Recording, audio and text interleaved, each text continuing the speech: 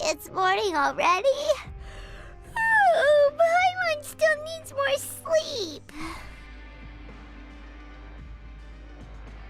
Huh? Wait, look over there! Isn't that... It's one of Linny's cards! Let Paimon see what's written on it! Maybe you haven't heard, but today is the monthly free day. Everyone has the day off today, which makes it the perfect time to do some investigating. It's been a while since we last talked. Have you been making any progress lately? Let's meet at our usual spot in the factory area before lunchtime. I have new information. Ooh, today's our lucky day. We have the day off. From the sound of it, Lenny's been making progress with his investigation. Wonder what he's discovered. We still have some time before we meet up. Let's talk with the people here for a bit more before we go.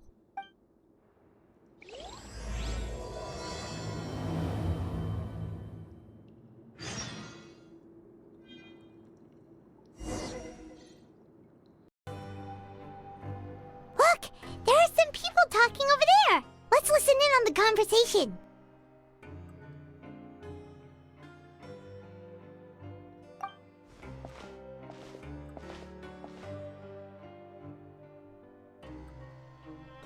If you ask me, those pompous parasites on the surface act like they're all a bunch of aristocrats.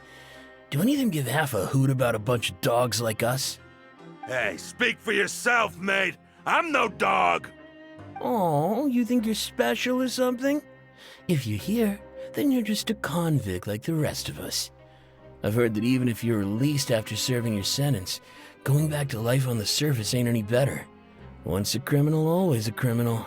We're marked for life. I don't buy that. Hey, how cool would it be if the whole world was destroyed by a giant flood and everyone had to start over from nothing?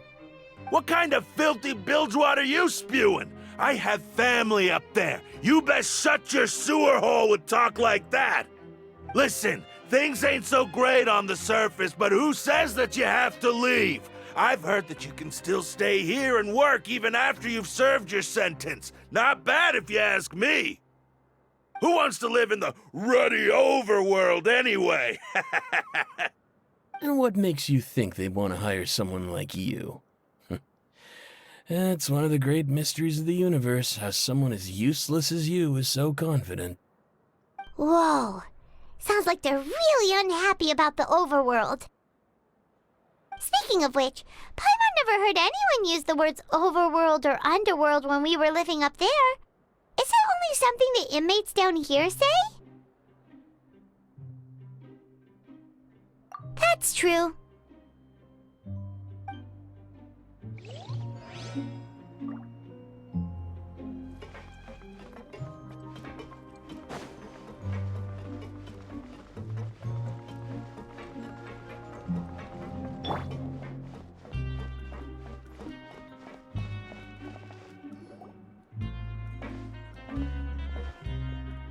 There's a group of people over there. Let's go listen in.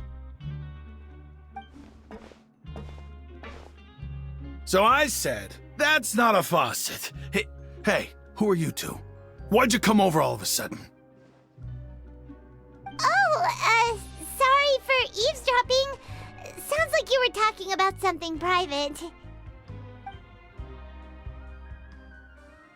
What's the matter? They're just looking to join in on our fun, that's all. Hey, don't pretend like it's okay for them to just interrupt us like that. Yeah, fine. You're lucky we don't mind extroverts that much. You hear that, Quisto? What nice! Your expressions tell me you're looking to hear some juicy info, am I right? But before that, it just so happens that I know you two. Really? Are we that famous? You kidding? How often does anyone get a personal tour led by His Grace himself? Practically everyone was talking about it. Word has it that you also caused quite the kerfuffle. A little mistake, huh? I like the way you put it. You see, people with a good attitude can join our group anytime, unlike some of the others here. Your group? I'm Quisto, and this is Lavaroon. People usually call us the Bombshell Bros, but don't worry. We're not playing with bombs or anything. It's just that our information is always so explosive, and we blow minds on the regular. So, you two really like to gossip? Whew, you sure know how to embellish. No. You don't get it. Knowing intelligence will make things better for you here. For example, knowing who's working with whom, who has the latest rumors, who's not getting along. Wouldn't you like to know all that?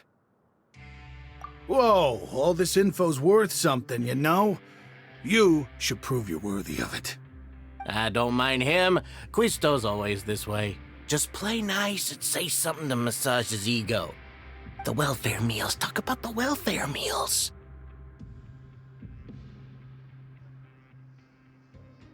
Right! That meal we had yesterday was super delicious.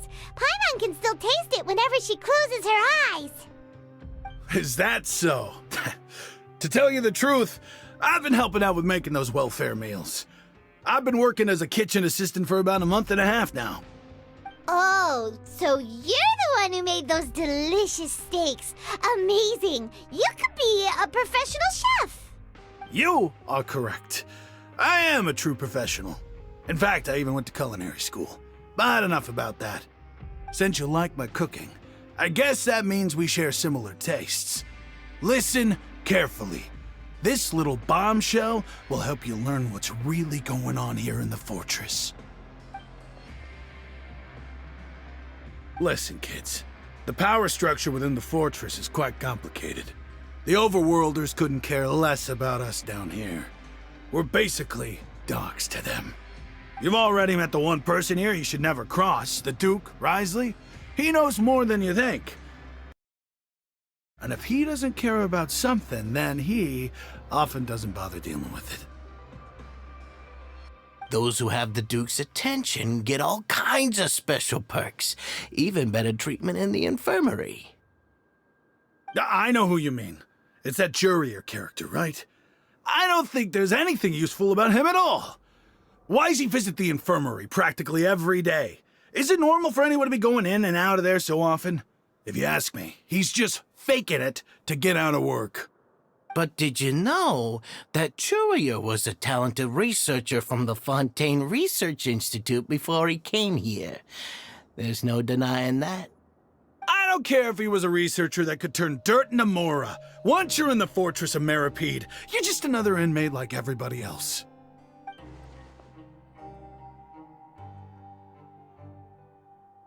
Speaking of which, the last time I saw him, he was passing by in the corridor with Lorvine. I also heard they started arguing in the library and got into a fight, right? Guess that's just how terrible of a guy he is. You mean he hit a woman? Wow, I never imagined he was that bad. But that Lorvine's also quite the odd one, you know? She's always gabbing away, got into a fight with a man, and she also got sent to the infirmary. Come to think of it, I always see her going to the sick bay every couple of days, too. Wait a second. You don't think? Do you think could it be that they're secretly meeting there to go on dates? But it's really hard to imagine. After all, I do remember seeing Lorvine beat Jurier to a pulp that one time. And we might be overthinking things.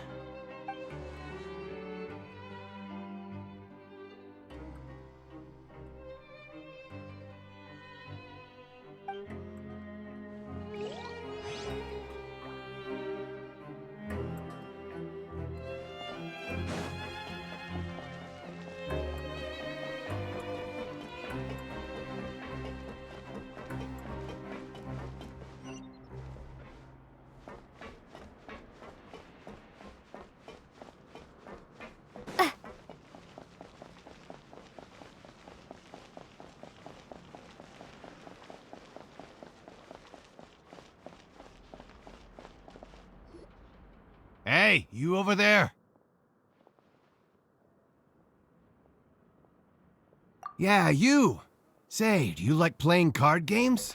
You know, like Genius Invocation TCG? You TCG players are like mint in the wild, literally sprouting up everywhere. Hey, come on now. What's wrong with finding fellow invocation aficionados? Anyway, care to join me for a game? All right. No pressure. But why would you be looking for people to play Genius Invocation in a place like this? Don't people usually come here to fight? Whether you're throwing down cards or throwing punches, it's all a competition, isn't it? It's all the same in my eyes. There are lots of card players here in the fortress. When I saw you, I immediately thought, hey, even outsiders from other nations play cards. So I came over to say hi. Sure. Great! Since you've been here longer than us, you need to flex your seniority a little bit, right? Maybe you could start by telling us newcomers some stories about this place. I thought you would have already heard everything by now. All right, then. Did you have anything specific in mind? Or do you want me to just pick a topic? Why don't you pick? We'll let you know if we've heard it already. All right. Have you heard any strange rumors since you've arrived? Ben, did you know that there are some people who are always gossiping over in the corner? Yes, so you've already met those two. They're quite a pair. They always keep an eye out for the latest happenings and gossip about everything. I've never seen anyone with more time on their hands. I heard that they used to be a chef and a bartender before they were set down here. You know how bartenders are, always chatting with customers. And chefs love to pass the time just hanging out when they're not cooking. Good to know. Do you have anything else to tell us? Let me think. Sounds like you want to hear something a little more tantalizing. Oh, did you know that the Duke was also a convict in the fortress of Meripede before? Huh?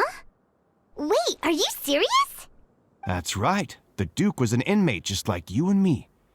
Seems he was exiled here for committing some crime. Who knows how he ended up rising up to become the warden, though. To go from an ordinary inmate to becoming the manager of the whole place? I'm not gonna lie, I kinda respect that. A forbidden zone? Sounds like something that someone just made up. I've never heard of that. Where did you hear about it? It's just a rumor we've been hearing, but no worries if you've never heard of it. Do you have anything else you can tell us? Anything else? Not that I can think of, but I'll be sure to tell you anything interesting I hear next time. You'll have to play a game of Genius Invocation with me first, though. Okay, we've talked to just about everyone, and it's about time for us to go meet Linny. According to the card he left us, we should go meet him in the production zone.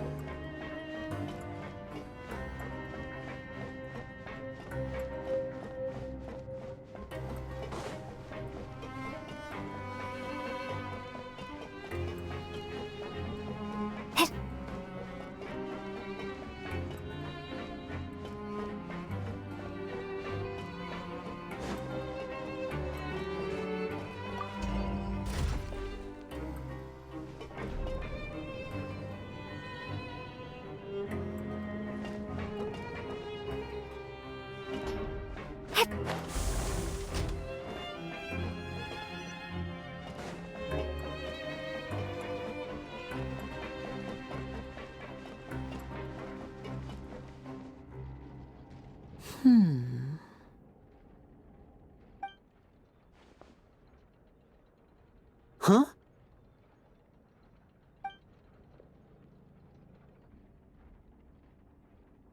That look in your eyes. You found something? Hey, this is no time to be modest. Just tell him we found a boatload of information. Oh, as expected of the legendary duo, you have my full and undivided attention. Huh. I'd have never guessed that myself. The rumors swirling about this place are unreliable after all, and Master Child probably went missing because he found a way out. He is a harbinger after all. I suppose he's much more resourceful than I initially gave him credit for. Unfortunately, this isn't enough for our final report to Father. We need to find out Master Child's exact whereabouts. Father told me that even though Master Child said he was just coming to Fontaine for a vacation, he actually had some personal reasons. His agenda might be linked to his disappearance. His escape route is already flooded, so we'll have to task someone with professional diving skills to chase after him. Well, when you put it that way, it's obvious that only Fremine would be up to the task. Bingo! Is he around? He's working today. Coming here as a group would have attracted too much attention. I'll talk to him about it later. No need to thank me. This was always a part of our mission after all. Honestly, I'm far more impressed by you guys managing to collect all this information right under Risley's watchful eyes. Collecting information has always been our strong point. Now, let me think. To find out more information, Fremine will have to retrace Master Child's original route. And if he's to do that, he'll have to set out on the next pipe cleaning day at the earliest. That's 6 days from now. And after that, he'll probably take another 2 or 3 days to return. You can even estimate how long it'll take for him to get back? We've been working together for a long time. We know each other's capabilities like the backs of our hands. Traveler, what say you to meeting here 9 days from now? We'll be able to pick up Fremine while we're at it, too. Oh, and there's just one last thing we'd like your help with. Though we can just sit back and wait for Fremine's report on Master Child's whereabouts, we still need to make more progress on the investigation of the Forbidden Zone. Fremine's no master of disguise. Lynette's still working on getting intel from the other areas, and I'll need to spend some time helping Fremine prepare for his diving mission. So, you are the only ones we can count on. What do you want us to do? Will it be hard? Well, I won't call it easy per se, but I think you'll be able to pull it off. Listen carefully. You'll need to find an excuse to get into the infirmary and investigate the room and environs.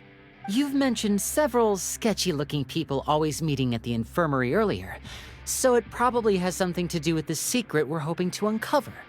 You've already met the head nurse, so she'll be less suspicious of you.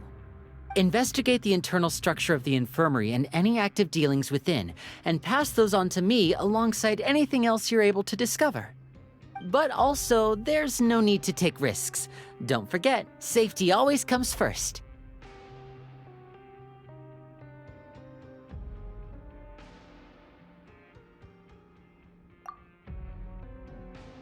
No, when it comes to intelligence gathering, I'd never consider you to be an amateur.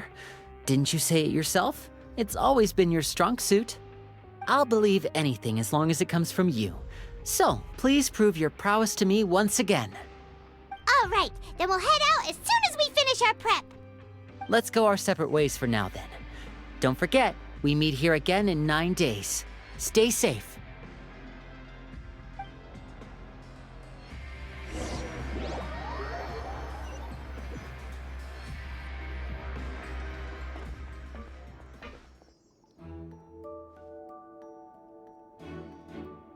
Hey, stay here for now. Paimon will take a peek. There seem to be several people inside.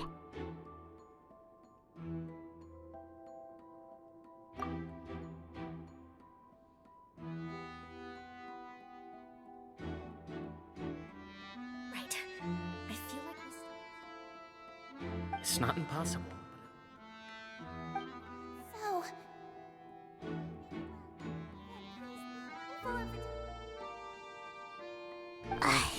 It's a bit hard to understand them from here, so why don't we just try to talk to them in person?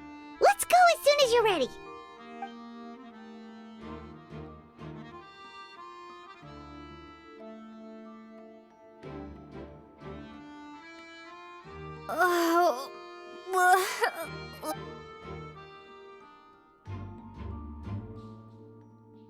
Someone, please help! She's sick! Whoa, are you okay? Oh my! What's wrong, little one? There's no need to panic. Take a deep breath before you begin. The traveler started complaining of a stomachache, and then nausea, and then collapsed onto the ground. Paimon doesn't know what to do! Freezing limbs, twitching fingers, and pale complexion? Could it be poison? Let me take a look. Please, lie down over here. Don't worry, I'll get you to the bed safely. Here, hold on to my shoulder and walk slowly.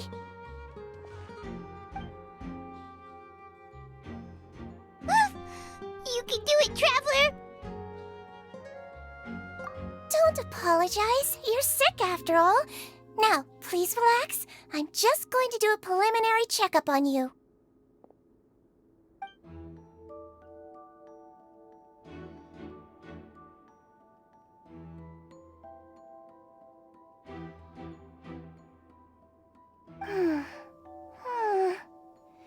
I see now. My checkup has confirmed that she's not in any mortal danger. That's our worst fear out of the way. Eh? Oh, that's good. But... I'll continue my diagnosis of the patient now. Please, relax and take a deep breath.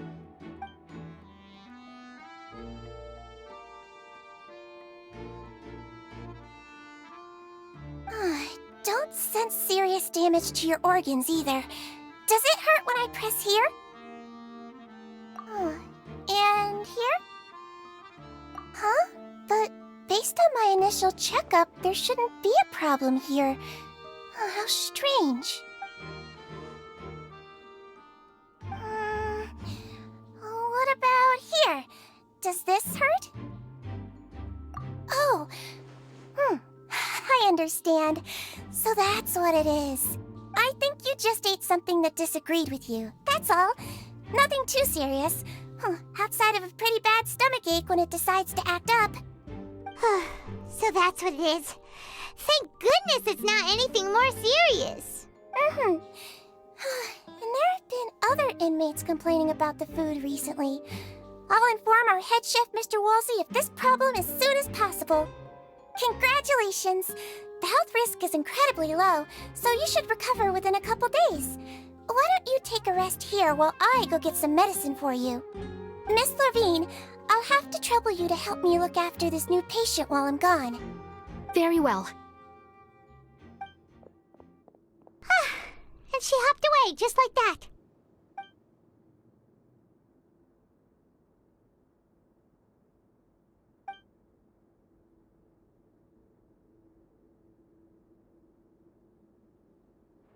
Hello. So how are you feeling now?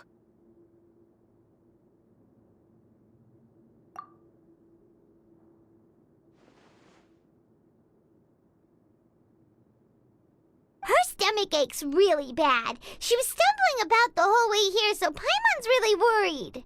If Miss Sijuin says it's not a serious problem, then there's no need to worry. She's the best medic we've got down here. But it also looks like she's the only medic you've got down here. Well, that's true. What do you mean, that's true? That's really misrepresenting the situation. Of course I can't speak for the whole fortress, but it's not like everyone imprisoned here is useless, you know? Though they may have committed crimes and gotten locked up here as a result, they still know a thing or two about medicine, and they help Miss Sijuin take care of the sick and injured. Yeah, you're right. But did you have to lecture me about it in front of another patient?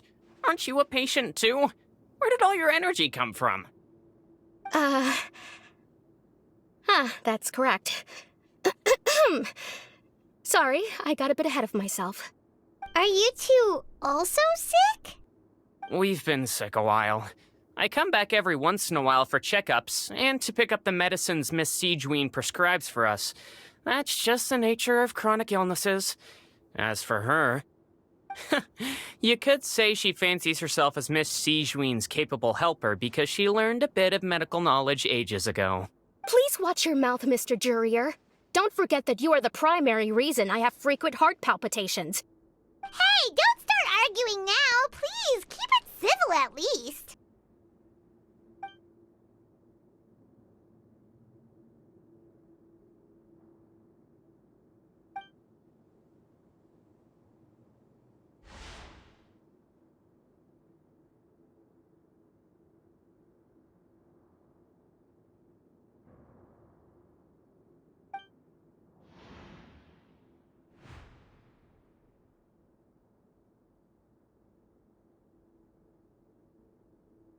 Hey! There's no need to fight! Everyone will be released someday, so there's no need to argue over silly things like this! But... Release. It's way too early for us to even think about that. And who the heck knows if we'd even be able to continue our previous lives?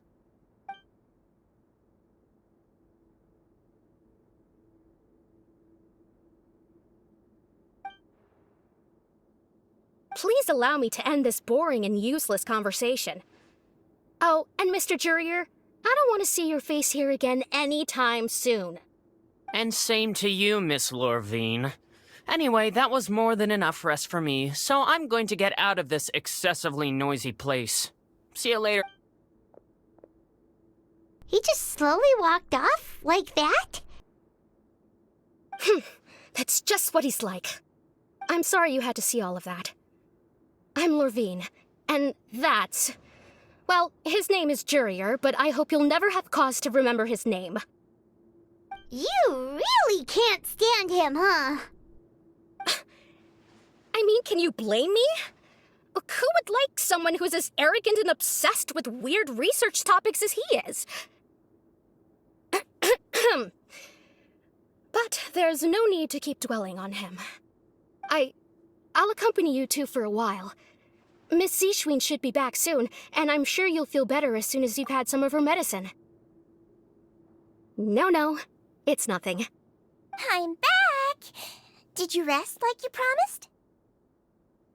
Thank you for getting our medicine, Miss Siegewien. Did you all cooperate with your bed rest? I trust that nobody got up to walk around. Good. Here, this should be 2 days' worth of medicine for you. Take 1 pill now, and then continue your bed rest.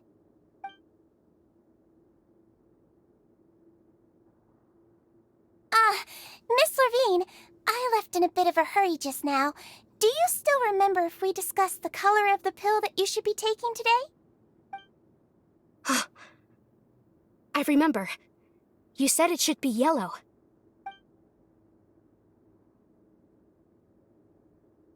Yellow, huh? I understand. These are yours. Please, make sure to go to bed early after taking them tonight. You'll benefit from a good night's sleep. All right, then I'll also be on my way now. I hope you feel better soon, too.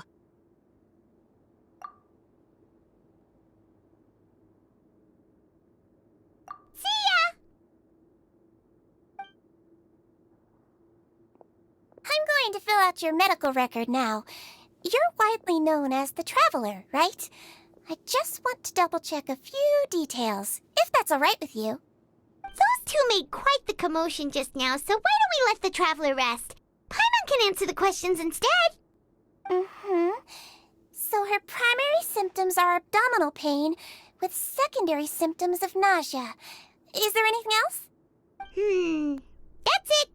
All right, then. Is there anything we should know besides to take the meds? No, her base constitution is quite good, so I'm sure she'll recover quite quickly after taking the medicine. Please, make sure to stick to bland or less stimulating foods, and don't stay up too late at night. Got it! Paimon will hold the Traveler to that for sure.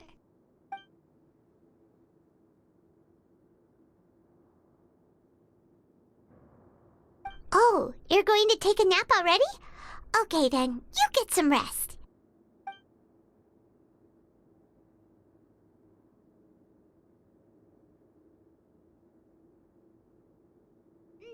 We've been to lots of places together. She may look a bit under the weather now, but she's actually super strong.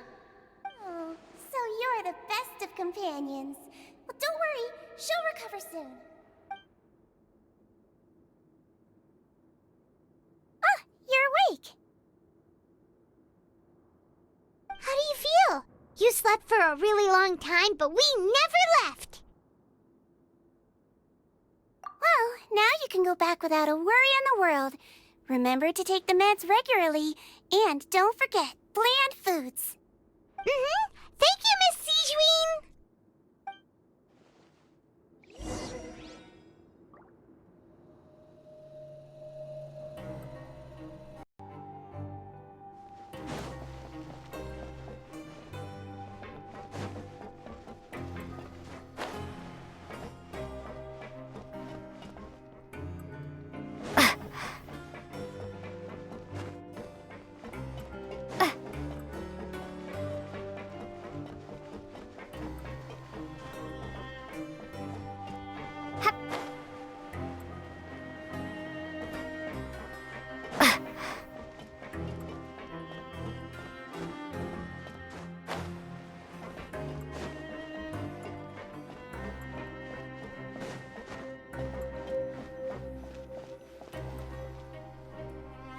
You really are something. To be able to fall asleep like that and even sleep talk the entire time, you scared Paimon half to death! No, but you kept mumbling things along the lines of, Pyron, don't take my grilled fish, and put down the Adeptus Temptation now! Paimon talked with Sijuin the entire time you were asleep. She seems like she's just a sincere nurse, and Paimon didn't notice anything unusual in the room. Are you sure we're not going off track with the infirmary?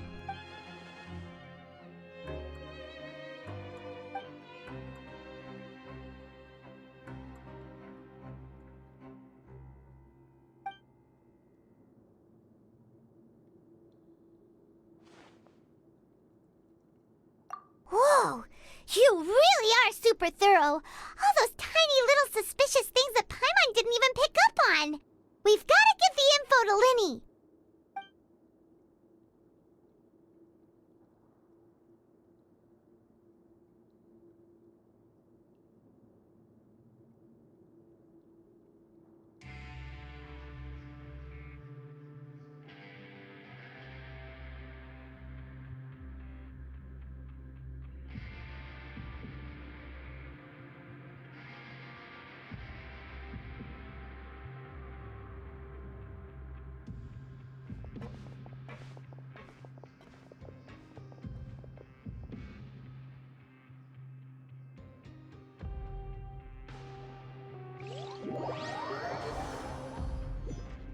Today's the day! Let's go meet up with Linny!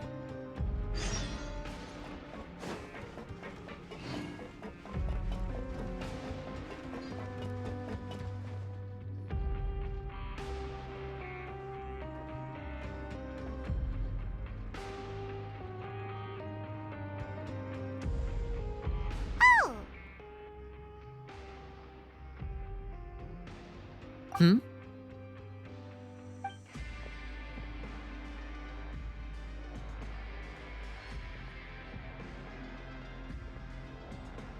Did you two run into any trouble over the past few days? No, we just worked our shifts according to the schedule. Nothing weird happened. That's good. That means you didn't raise any suspicions when you infiltrated the infirmary. We've taken a look at the slip you've sent. Fremine successfully left the grounds via the pipes 2 days ago, and as of last night, Lynette has also infiltrated the infirmary after faking an illness. Wait, why is she getting involved as well? You already went above and beyond when you scoped out the infirmary. To put it more bluntly, even if we were to view that as something you did in exchange for Fremine's help, you've already done more than enough. Infiltrating a guarded stronghold is a different kind of job from a one-off investigation. We want to avoid using the same faces over and over and reduce the amount of suspicion that will fall on any given person. Lynette also felt like you have already taken the first step for us, so she should be the one to finish the job. So that's what Lynette thinks. Oh, Paimon hopes everything's going well for her.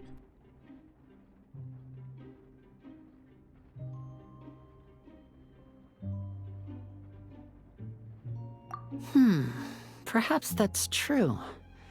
You are both very good people, and we've come to appreciate that more than anyone else.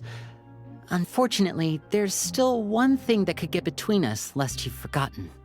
The matter of our respective loyalties. You've mentioned before that you've had some run-ins with the Fatui. I can understand that feeling, so I assume you're just helping us out of the kindness of your hearts? Well, everyone could use some more friends. We'll be counting on you to help us in the future, too. Since I see you as friends, then it's even more important for us to protect you from any peril. Fremine and Lynette feel the same way. Glad to hear it. Then, let's go check on Lynette before Fremine returns. If everything went well, then she should be wrapping up her investigation right about now. Is now really a good time to go over? According to my observations, Sigewinne always spends around half an hour away from the infirmary right before lunch. Lynette knows this as well, so this should be a good time to meet up with her. Also, I'm her brother, remember? It's only natural for an older brother to care about his younger sister's well-being. Okay, then let's head over right away.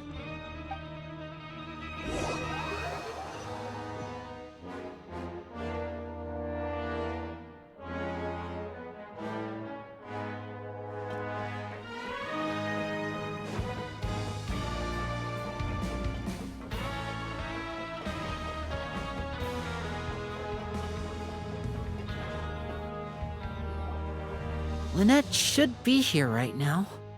Huh. Strange.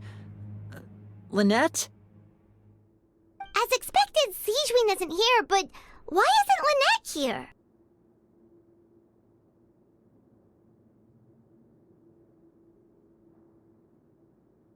No, Lynette rarely deviates from the plan. We agreed that if she were to make changes on the fly, she'd find a way to let me know. Unless...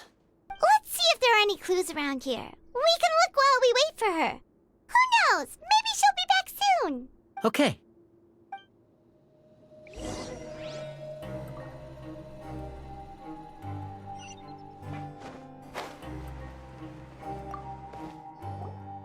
There are some books here and a few files. They all look like medical records. Advanced nursing, how to raise the spirit of your patients, a quick guide to the psychology of emotions, and the meaning of laughter. These sure are some interesting books. Who knew Sigewinne would be interested in these kinds of things? She even has books on understanding people's motivations and feelings. Is it because she's a Melusine? Or does she have a need to understand her patient's emotional state? Seems quite normal to me. These are skills that would come in handy for a nurse from time to time.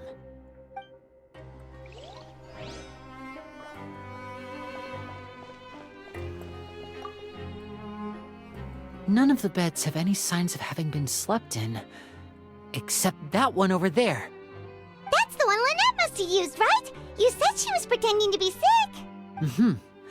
She would have said her migraine was having a particularly bad flare-up. Generally speaking, the head nurse would then ask her to lie down and rest while she left to retrieve the medication. Which means either the head nurse didn't return the entire time from when Lynette lay down up until she left the bed, or the nurse intentionally left it this way.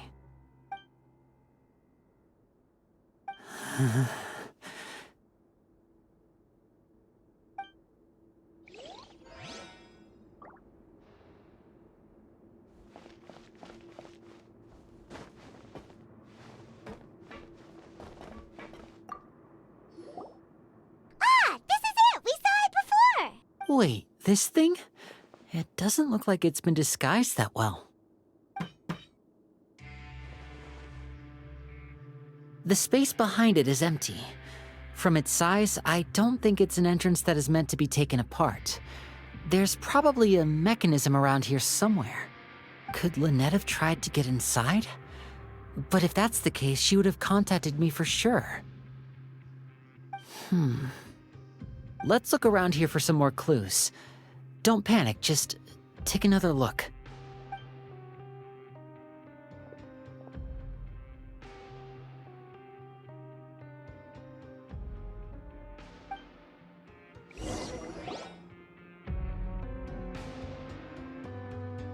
Hey, you guys, there's a slip of paper over here! A slip of paper? It's right over here, and there's a bunch written on it too. It reads, "Out of respect for your usual practices, I'll use a piece of paper or card as the medium to pass on my message. You may consider this as me giving you my best regards." This is... Is that all? The back. This is... Show me! Now!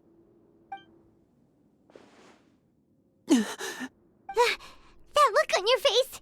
Paimon's reading it now. Would you care to guess where Miss Lynette of the Fatui could be right now? No. Could she have... Is she already... Wriothesley.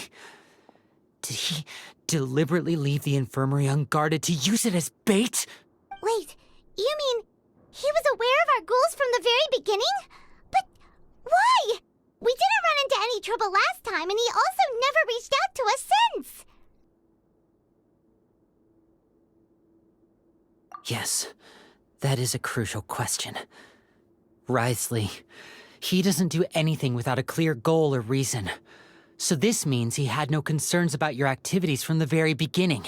You're not from the same camp as us. You were sent down here by Nervulet, so you have no conflict of interest with Wriothesley. We're a completely different story, though.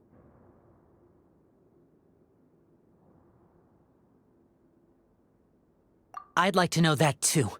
Why did he only go after her? Don't panic, just think everything over. I have to stay calm. This is not like what happened last time. The situation's different now. Wait, you're right. Wait, but that means... the fact that Fremine was able to leave the grounds... Could Wriothesley have let him go as well? But what does he gain by letting Fremine leave like that?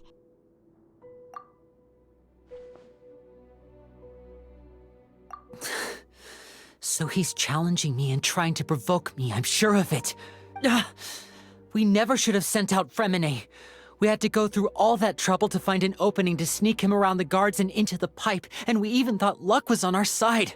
If Wriothesley let him leave on purpose, then he's probably in a terrible spot now as well. Lenny's getting more and more panicked. We have to calm him down. Don't be like this, Lenny. Fremine wouldn't have left if we hadn't told you about Child. That was our fault. No, I'm the leader of this operation, and I'm the one responsible for this team. I was the one who failed to protect them. I'll go talk to Wriothesley. Hey, don't be reckless! Traveler, please, talk some sense into him! I simply cannot allow Lynette to be abducted again. I have to go. I'll find a way to get them back! He's rushed out the door! After him!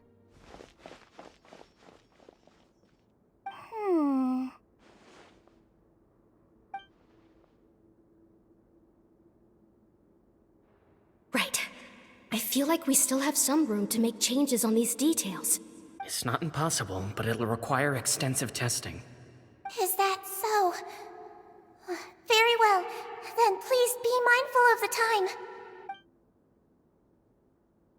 Huh? Is someone? Pack everything up. Whoever's outside is eavesdropping. They'll probably come in once we stop talking. Someone! Please help! She's sick! Whoa, are you okay? These two. As expected, they've already found this place. Oh, they are quite sharp. What a delightful turn of events. I like smart people, but I also like playing dumb. I like the feeling of being trusted. There's no need to panic. Take a deep breath before you begin. Being able to read human expressions is quite the useful skill. Lenny! Wait! It's no use. We have to catch up to him.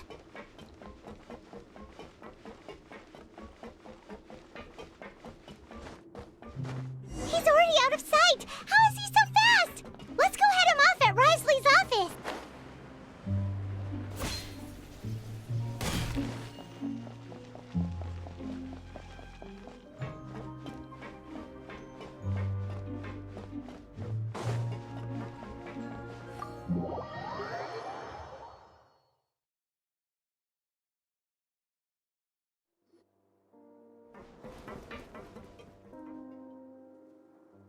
Come out and face me, Risley! Aren't we at an administrative office space? Why don't you at least try to follow even a couple rules from the fortress's indoor management regulations? What did you do to my sister? I ran into the young miss at the infirmary. I'd heard that she was suffering from quite the migraine, so I decided to invite her over for a cup of tea. I do have some teas in my collection that can work wonders against such an illness. Stop joking around! Where did you take my siblings? I have also heard that your performances are quite the spectacle. Miss Lynette would sometimes enter a box filled with water, only to emerge the next second from another place altogether. Maybe she'll appear behind you right now if you were to turn your head. Is he trying to trick me into turning my head? No, he's probably not looking to attack me right now. All of the hostages are in his hands, and he's even in the mood for small talk. That means Lynette is probably still alive. You knew we were investigating the infirmary from the start, so you deliberately aroused the Traveler's suspicions and baited us into continuing our investigation, just so that you'd be able to kidnap Lynette. As for Fremine, no, you probably didn't even interfere with Child's escape. You let him go, so you could purge the Fatui members that we had planted into your ranks. There was no need to do so. The Fortress of Meripede is a pretty pleasant place. Most people enjoy their lives here. The only ones who act differently are those with personal agendas. It was quite easy to identify your colleagues. You removed our original members and spread the news of Child's escape so Father would assign our team to come down and investigate. Fremine has also fallen into your hands, right? If you're oh so omnipotent and so in control, why would you need hostages? One correction. Lynette is in my hands right now, but Fremine is not. He's not. What do you really want? Lenny! Oh, wonderful. Everyone is here, so I'll only need to say this once. Thank you so much for cooperating with me. Eager and to the point, I see. Alas, only Miss Lynette is currently having a cup of the fortress's finest tea. Although, as per your original plan, Mr. Fremine should also have returned to the fortress by now. But he has neither shown up within my gates, nor has he been taken into any kind of custody. So where do you think he may be right now? Wait, you can't mean... You locked him outside in the sea? I closed the fortress's gate to the outside world. That's all. Fremine's a star diver, so he should be fine, right? No, we're still here, so he'd definitely try to find a way to come back for us. So we can't assume he might have made a break for the surface. But why would I do this, you may be asking? To have an audience with you, of course. My intel tells me that Mr. Linney is a great magician, so it's only natural for me to want to have some cards of my own when it comes to negotiating. Besides, I do recall you mentioning to Miss Lynette that you've always wanted to have a face-to-face meeting with the Lord of the Fortress of Meripede, regardless of whether it was in a personal or a professional capacity. Well, you got your wish. So, you've been keeping tabs on us before we even set foot in the fortress. Some of my folks just happened to hear a thing or two, that's all. In any case, I will be straight with you. I was willing to play dumb and turn a blind eye, so we had a pleasant few days playing games together here. But once you started focusing on the Forbidden Zone, all of that changed. Mr. Linney, the cards are stacked against you right now. Miss Lynette is in my hands, and Mr. Fremine is still slowly being pickled out there in the brine. You know just as well as I that he cannot last out there forever. You need do but one thing to guarantee their safety. I would like you to contact your superior, and ideally invite her over for a cup of tea with me. You want to see Father? But why should she bother giving you an audience? Well, if she cares for the well-being of her dearest children, she should have plenty of motivation to join me for a parents' evening. I've heard that the bonds between the members of the House of the Hearth are like the bonds of family. I don't see why she would refuse. Why did you think Father sent us to handle the Fortress of Meripede? This place is basically a no-man's land. It wouldn't be fitting for anyone as important as a harbinger like Father to come here in person. Oh, I see. So it's because she doesn't care for my place here. That's such a shame. After all, I've amassed quite the tea collection. I was looking forward to sharing it with her. Both Monsieur Neuvillette and Lady Farina have already received many samples as gifts. Was this the extent of your master plan to get to Father? No matter how much pressure you may put on me, I won't allow you to use us to blackmail her. You people really are difficult to get along with. All I'm asking for is a face-to-face conversation. Does she truly have no interest in the fortress's secret? Mr. Linney, you have one last chance to invite your father here.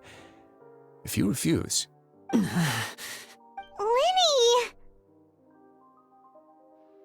Instead of asking why I'm doing this, why don't you try to see things from my perspective for a second? From the very beginning, the Fatui has been actively infiltrating my fortress. I gave you a warning by cutting off the first few operatives I found, but that only caused you to double down. Had you given up on the fortress then and there, I'd have no reason to want to talk. Mr. Fremenet left the fortress on his own, and Miss Lynette tried to pry out my secrets right in front of me. No matter how you look at it, the responsibility for this falls on you. I shouldn't ask Father to do anything because of us. 6, 5... Wait, 2, 1. Time's up. It really is a shame, Mr. Linney. Risley! Negotiations have broken down. Please leave, ladies and gentlemen. It's time for my afternoon tea. Yeah, listen to the Traveler. If you can't talk to Linny, can you at least talk to us? You do realize that I'm only letting you go because of Neuvillette, yes? You're here helping him out, and I've already done my best to stay out of your way. But that doesn't mean you can just do whatever you want. The fortress may be small and remote, but it still has its own set of laws. Then how about this? Those who are capable deserve respect. You've spent quite some time investigating my home turf by now, so why don't you tell me a thing or two about what you found, I'll ask you 3 questions. Answer all of them correctly, and I'll agree to your request. Question 1. Regarding the hidden rules of the production zone, what is the truth behind the one about not being allowed to work for 3 days in a row?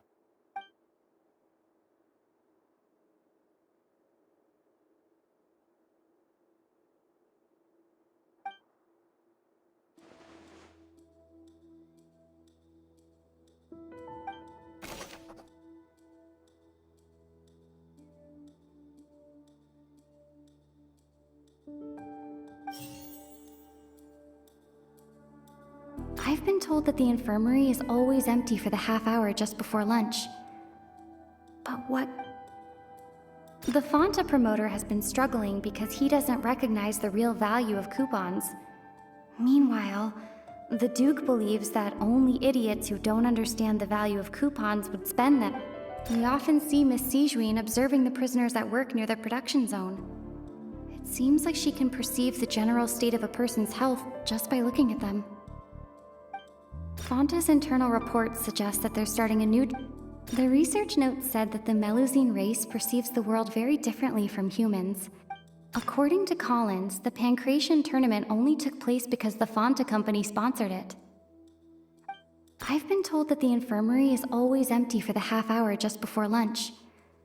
We often see Miss Sijuin observing the prisoners at work near the production zone. I've been told that the infirmary is always empty for the half hour just before lunch. The research note said that the Melusine race perceives the world very differently from... According to Collins, the Pancration tournament only took place because the Fanta company sponsored it. The research note said that the Melusine race perceives the world very differently from humans. Because of that, the Melusines have also developed a sense of aesthetics that appear... We often see Miss Sijuin observing the prisoners at work near their production. According to Collins, the Pancration tournament only took place The research note said that the Melusine race perceives the world... I've been told that the infirmary is always empty for the half hour just before lunch. I've been told that the infirmary is always... We often see Miss Sijuin observing the prisoners at work near their production zone. I've been told that the infirmary...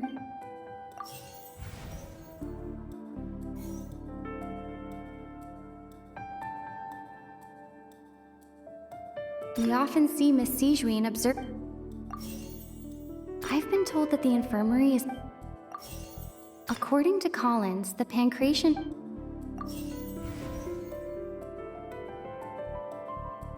The research note said that the Melusine race... Fanta's internal reports suggest that they're starting a new trial of an unnamed and unpackaged product.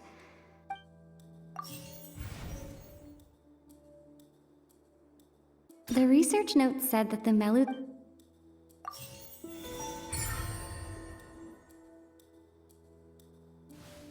So that's what's going on.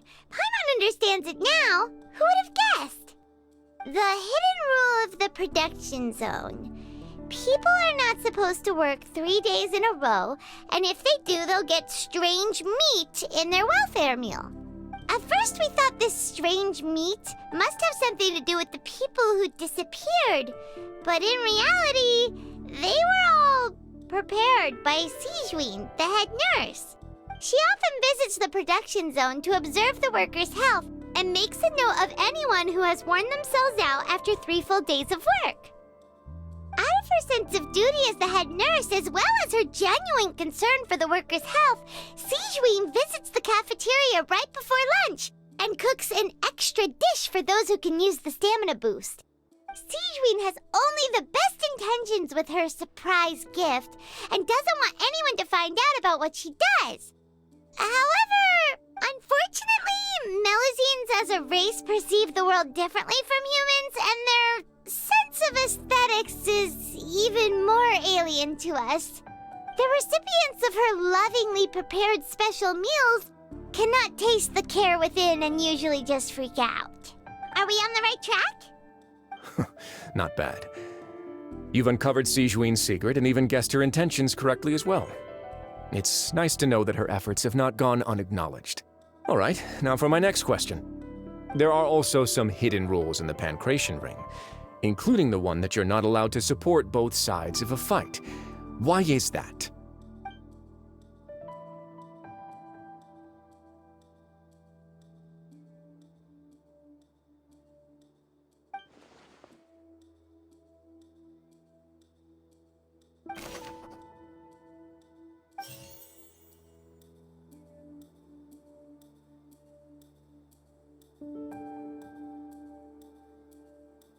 Fanta's internal reports suggest that they're starting a new trial of an unnamed... The Fanta promoter has been struggling because he doesn't recognize the real value of coupons. Meanwhile, the Duke believes that only idiots who don't understand the value of coupons would spend them on Fanta. Fanta's internal reports suggest that they're starting a new trial of an unnamed and unpackaged product. But the product has to undergo a trial because even Fanta's own employees have a lot of reservations about it. According to Collins, the Pancration tournament only took place because the Fanta company sponsored it. The company must want a return on their investment as well. The Fanta promoter has been struggling because he doesn't recognize the real value of coupons. Meanwhile, The Duke believes that only idiots who don't understand the value of coupons would spend them on Fonta's internal reports suggest that they're starting a new trial of an unnamed and unpackaged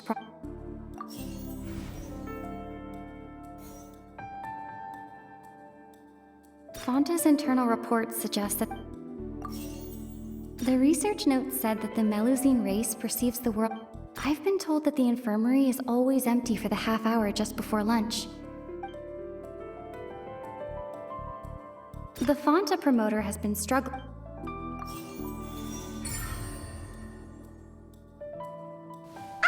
Paimon gets this rule too now, so there really was nothing to be afraid of.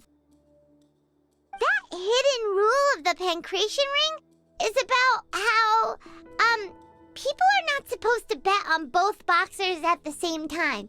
And if they do, they'll receive a package containing a strange, blood-colored liquid. People get scared when they see it because they've subconsciously begun to associate it with the missing boxer. But really, it's just a bottle of the latest yet-to-be-named and packaged new Fonta trial product. A blood-red drink. It's no wonder even Fonta's own staff were questioning the company's decision-making. The company, facing backlash from its own staff, decided to try to trial the product on a smaller scale to see how it might be received by customers. They came to the fortress of Meropide and offered to sponsor the Pancration tournament so they could push their new product. But the Duke completely refused to even entertain the idea.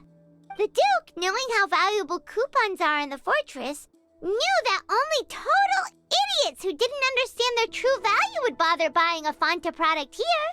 And so, only those who proved their stupidity by being dumb enough to bet on two opposing sides of the same match were selected to receive the drinks. I acknowledge the effort you've put into bringing the truth of this mystery to light. Although, based on your description, that Fonta promoter is a bit too careless with his words, I may just reconsider my collaboration with the company. All right, and here's the final question. What's the secret behind our head nurse and all of her patients in the infirmary?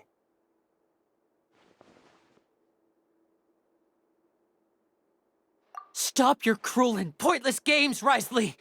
You know that we haven't finished our investigation, so there's no way we can answer the last question. The thought of sparing Lynette and Fremine never even crossed your mind. You'll pay for this! Ah! Lenny, are you alright? Oh, close one. I owe you, Sigewinne. That was a fantastic shot. It was nothing, Your Grace. Sigewinne? Though this gun may look like a toy, it's actually fully functional, as I just demonstrated. Sigewinne... You...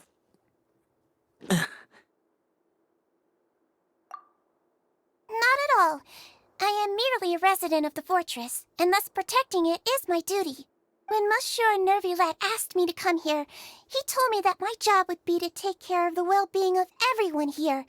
I am merely discharging my duties. But if you mean what you just said, then isn't Linny someone you should be looking after as well? Isn't he a resident here just like the rest of us?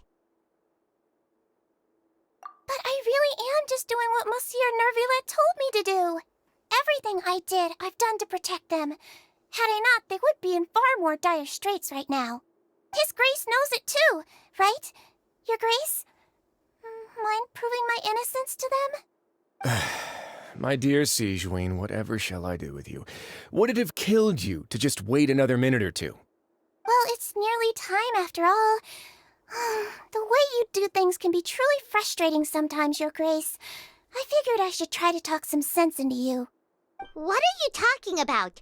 What? Take me if you want. But let them go. How touching. Can you just give me one more minute? Don't be like that, Your Grace. All right, everyone, calm down. 2 more visitors will be arriving any time now. I'll go get a cup of tea. Miss Sigewinne, I leave Miss Lynette in your care. You... What are you doing? I believe I hear footsteps.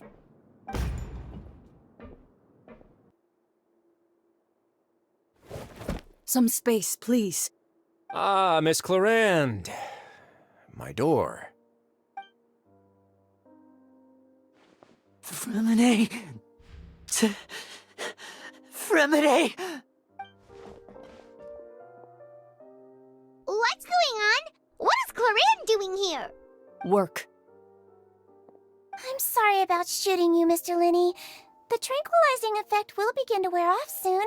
Please take it easy in the meantime, though. What happened to Fremine? Wasn't he diving just outside of the fortress? Why is he looking like this?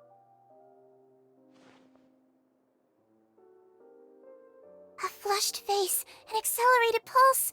He must have consumed primordial seawater. What did you say? Please, make some space. I'll need to give Mr. Fremine a more thorough checkup.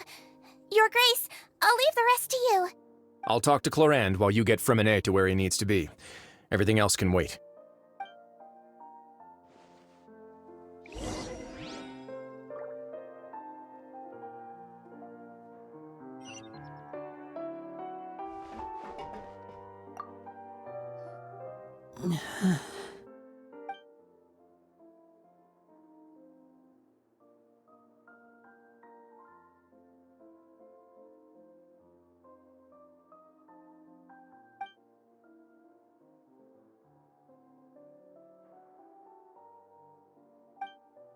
How is he?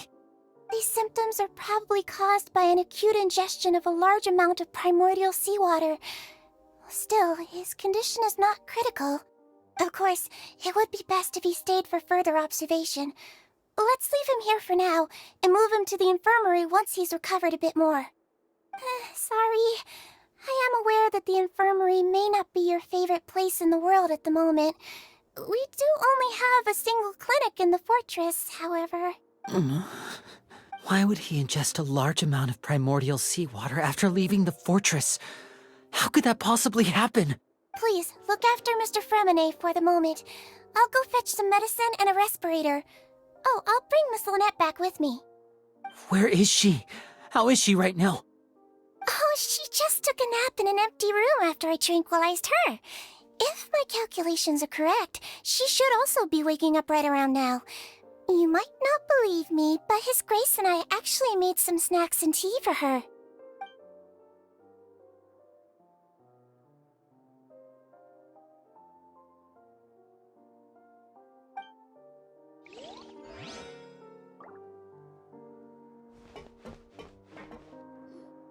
What's that look on your face? I thought I made good time on the way back.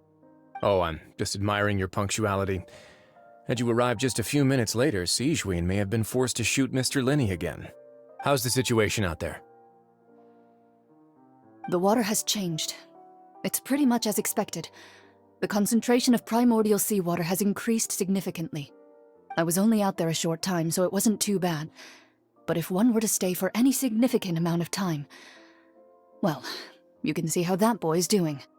Where was he when you found him? The abandoned zone at the end of the pipes. A good distance into the water. Closer than I thought.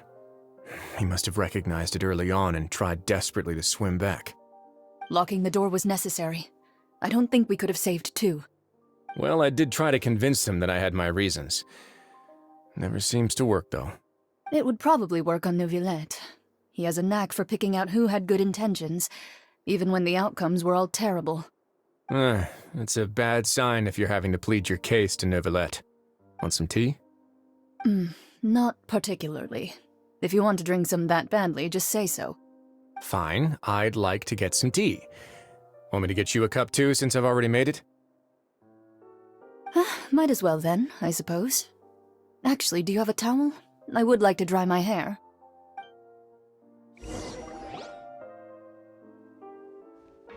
Linny, are you okay? I'll be fine. They're all here now. Don't worry about me. Are you sure? You don't look all right. My hands and feet are still a bit weak, but that's probably just the residual effects of the tranquilizer shot. I'm back, everyone. Lenny! Oh,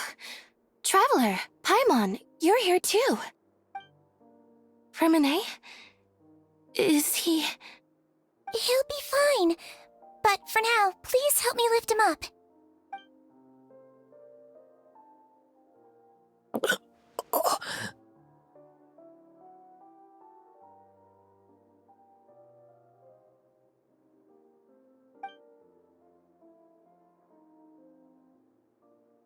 His breathing's beginning to slow down. Give me a hand and help me get him to the infirmary.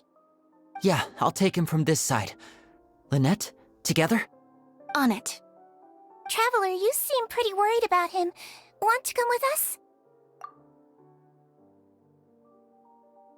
The Duke and Clarande are gone.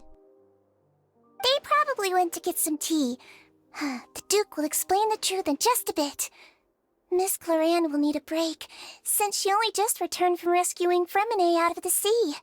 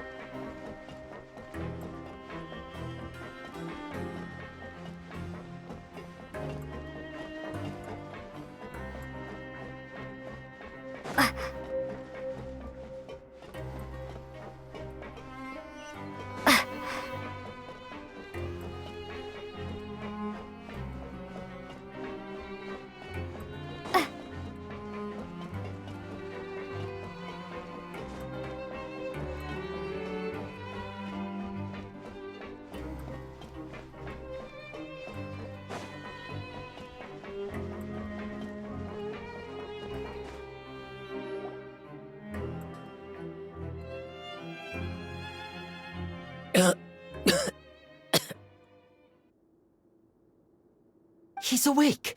Fremine, how do you feel? Lynette.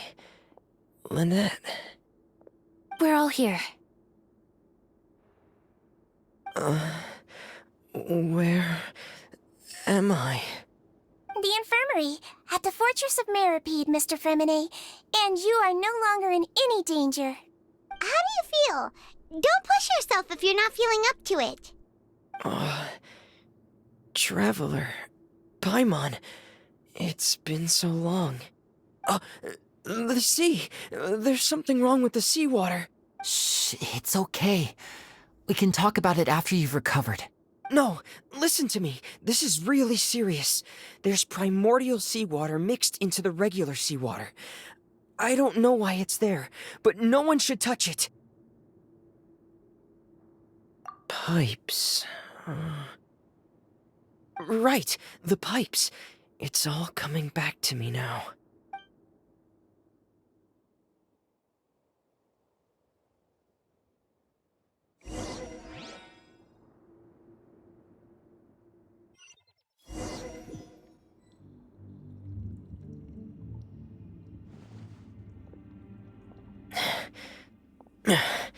I'm in. Seems like this pipe hasn't been used in a long time. It looks abandoned.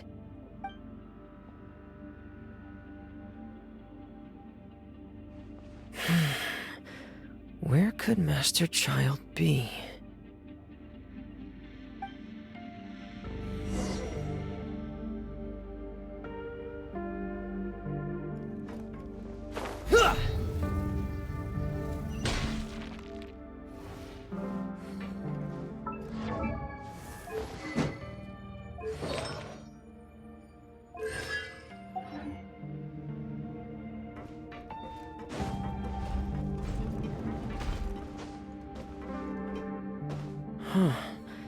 This mechanism looks like it's been tampered with. Could he have done it?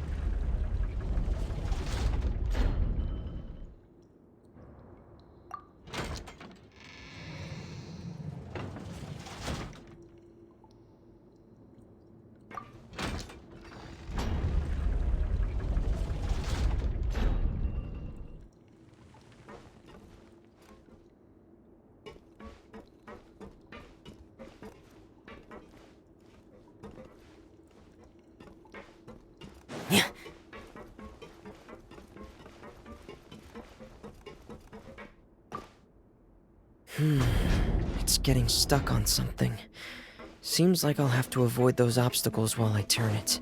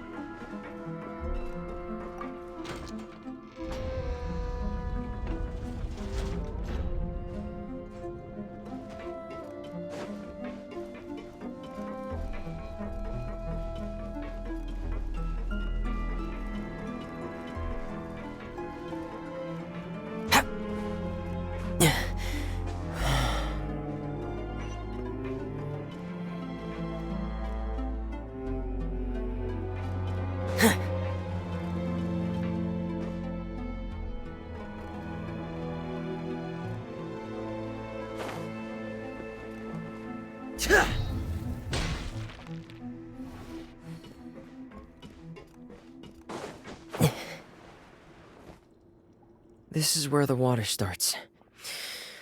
Okay. Master Child probably dived into the water. I'll go take a look as well.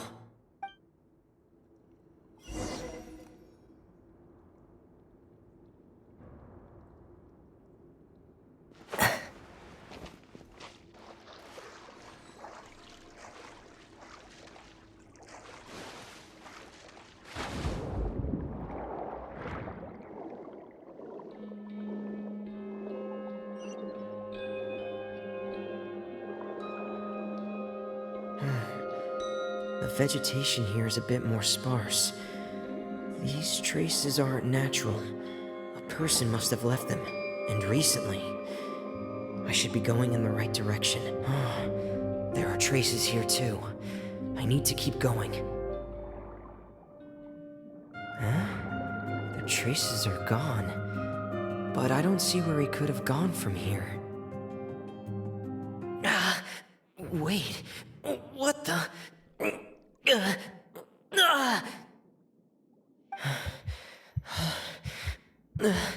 My heart is racing, and it's getting harder and harder to breathe. No good. I have to get back. They still don't know anything about what's going on. If I turn back right now, I should still be able to make it.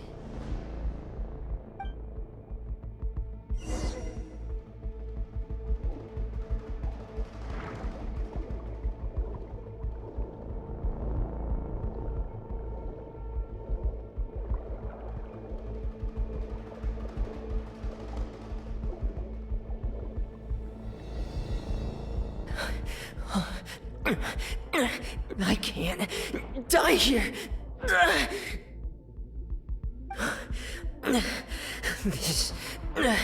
This is bad. I'm feeling worse and worse, and I'm still underwater. to push on.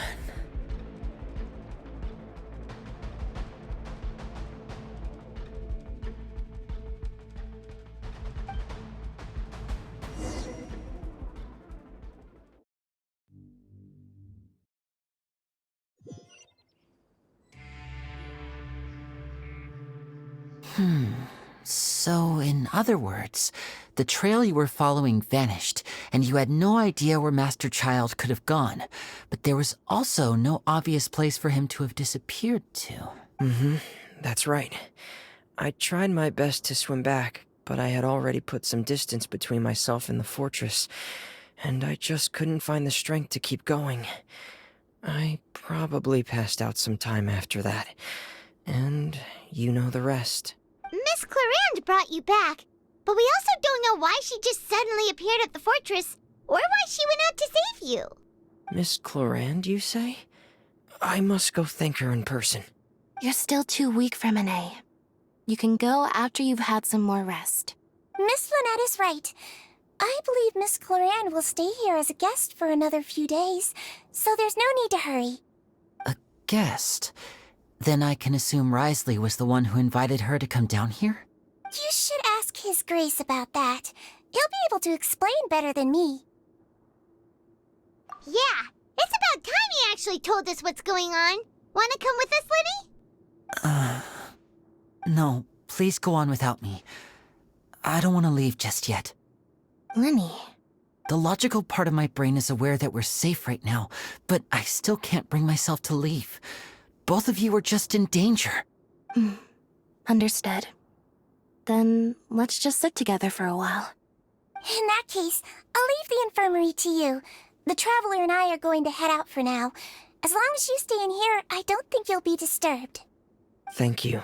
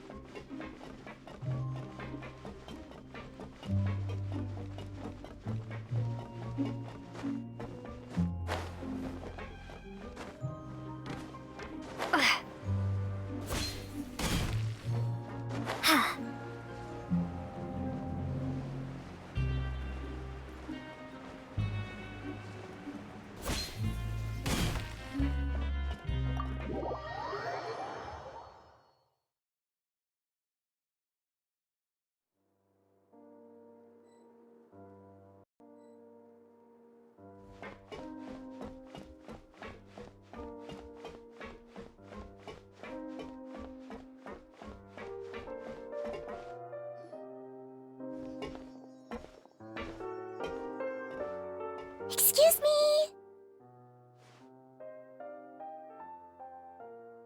I take it Mr. Fremonet's condition has stabilized?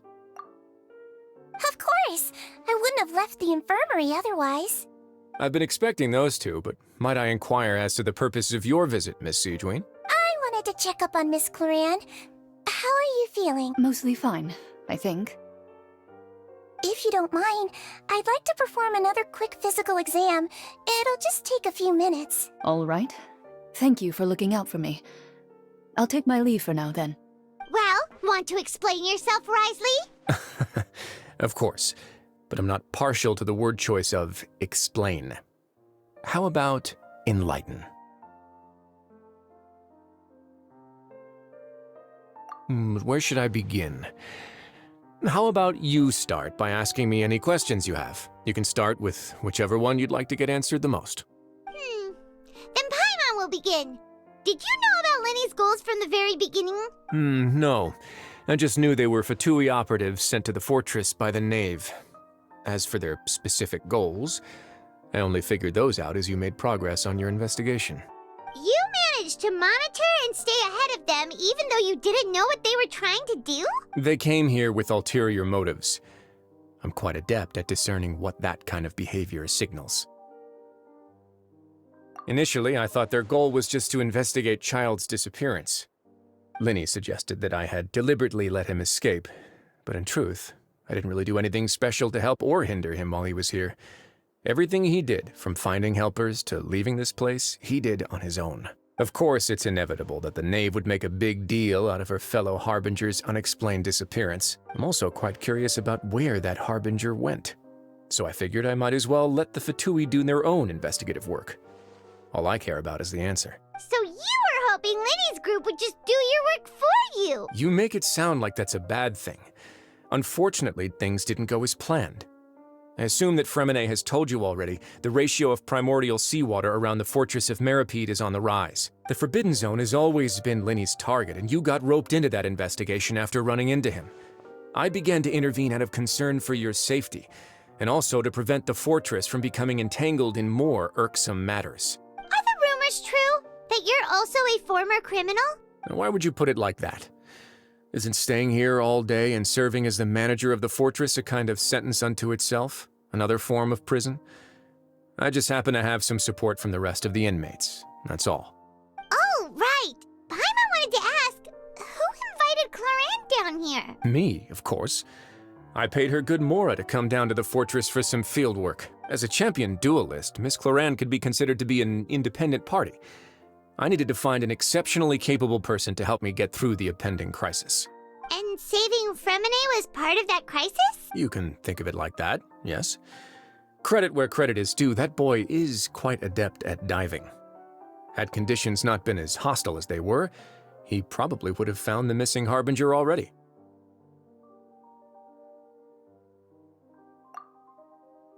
That's not something you should be asking after.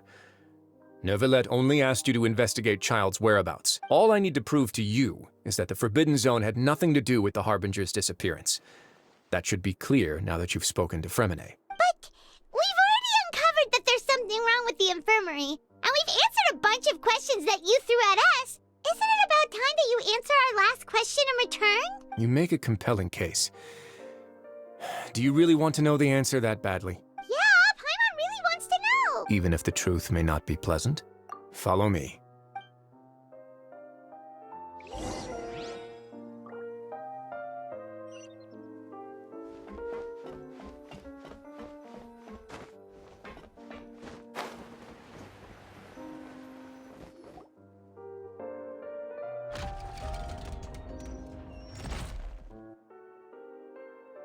There's a hidden door here? And a whole basement behind it? Huh. You're pretty good at hiding stuff, Risley. It seems you've forgotten just what kind of place the Fortress of Meripede is.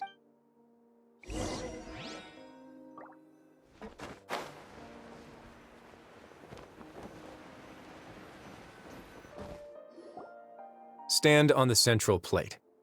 Wait, is there a secret mechanism or... Whoa!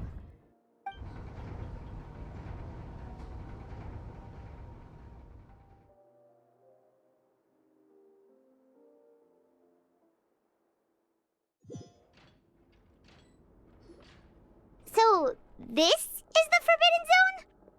Honestly, for a place so well hidden, Paimon sure doesn't see anything special. What a huge door! There are 3 such isolation gates in total. Generally speaking, I'm the only one who's allowed to go inside. Hence the name Forbidden Zone. Am I correct to assume you're going to run on back and tell your little Fatui friends everything? Well, Paimon wasn't thinking of keeping anything from them. Well, I'd advise you wait until you've seen the whole truth of this place for yourself before deciding whether or not to tell them.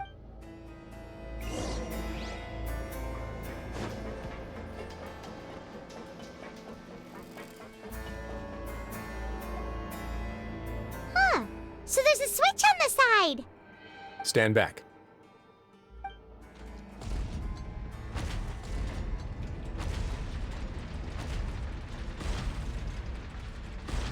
Whoa! They all just went up one by one! Go on, have a look.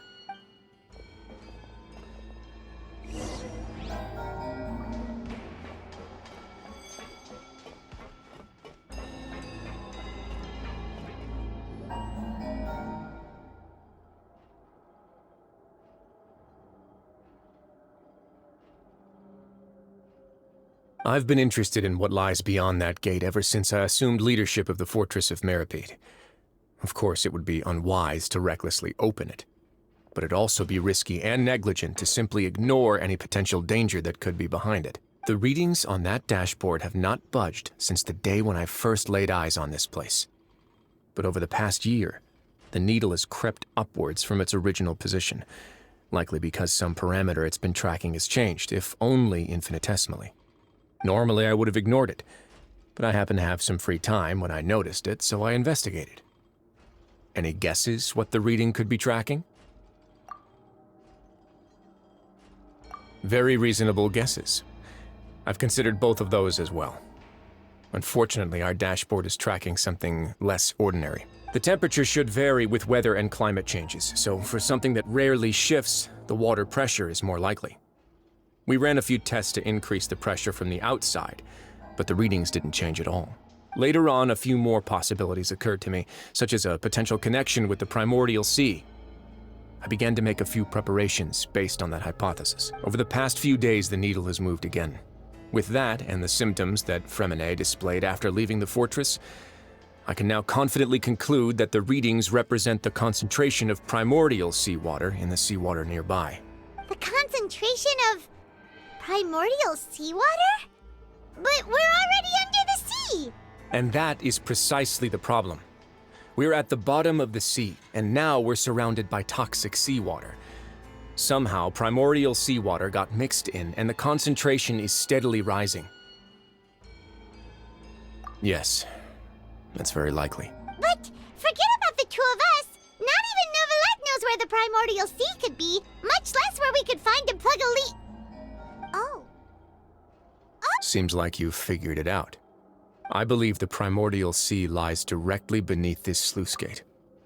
For some reason, the primordial seawater levels have risen significantly, and it's now very close to us. Oh. Oh!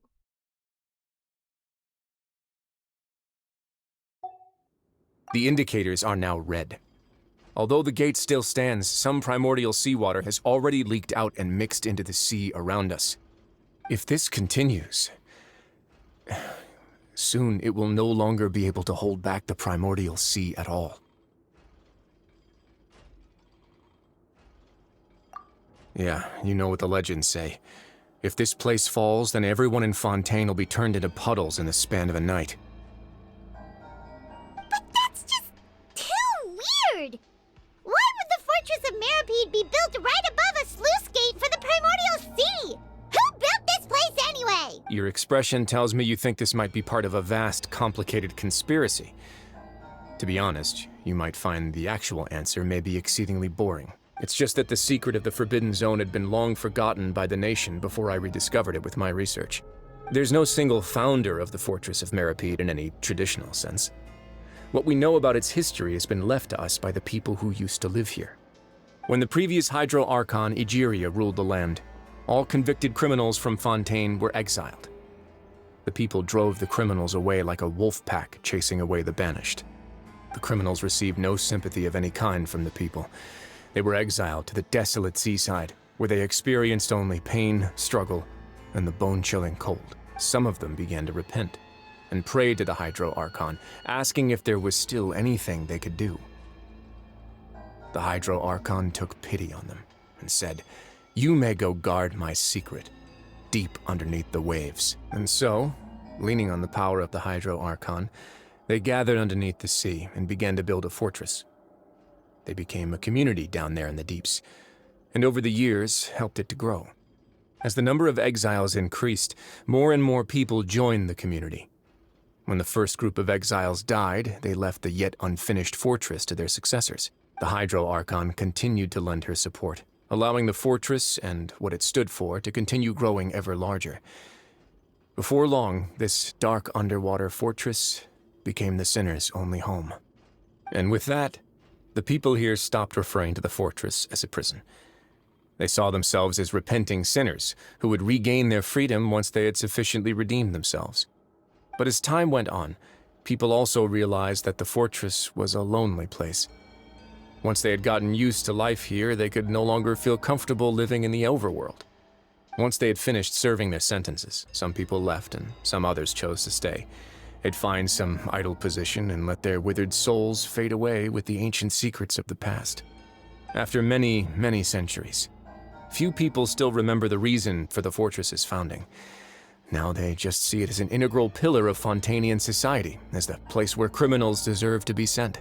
Now and again, researchers manage to break one law or another and live out their days in the fortress. I learned all this from an elderly historian. Everyone else just thought he'd made it all up. But now you know every part of that history is true. Indeed. It's just as the prophecy says. If this gate fails, then everyone will be dissolved into the sea. To be frank, not really. But sadly, that hasn't stopped this prophecy from proving all too accurate.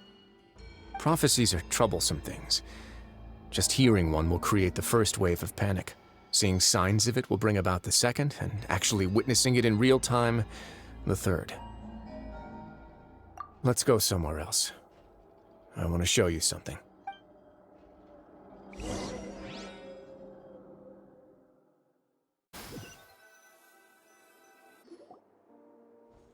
This is it. Your Grace, perfect timing. The results from our last round of experiments have... Wait, Jurier, he's not alone!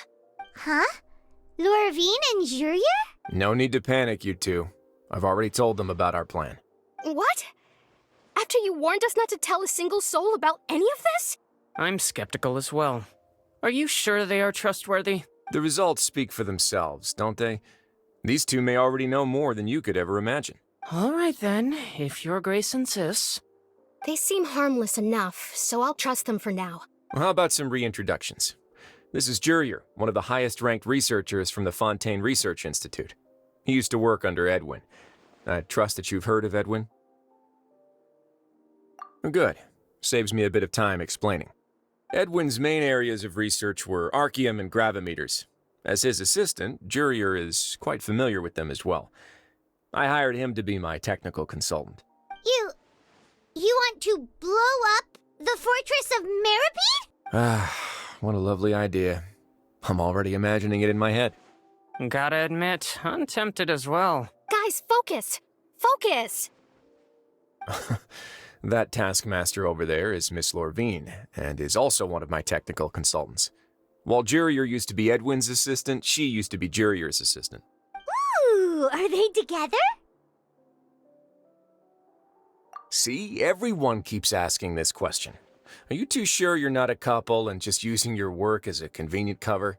Your Grace, I am not in a relationship with this man. If I dated her, I'd officially be madder than Edwin. Jeez, forget I said anything then. Follow me. Whoa, there's another door that goes right up. Your constant amazement makes it seem like the fortress can do anything. But Paimon really thinks everything's super cool.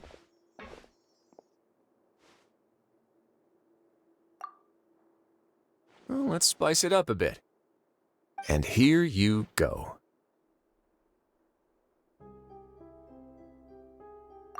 What a huge ship?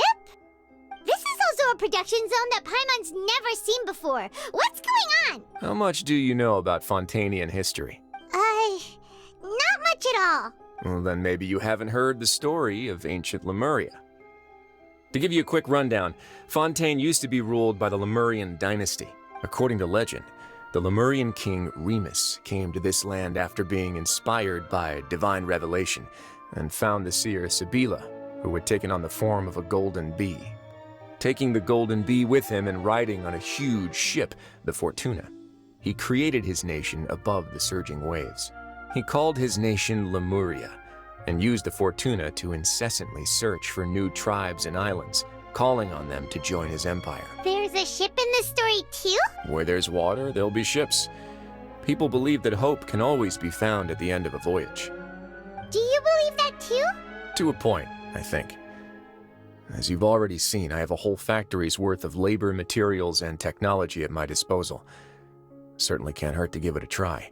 So the moment I began to speculate that the primordial sea might lie underneath the gate, I also began this project. Were you inspired by the legendary Fortuna? Maybe. Fontanians need something to hold on to cope with the impending disaster.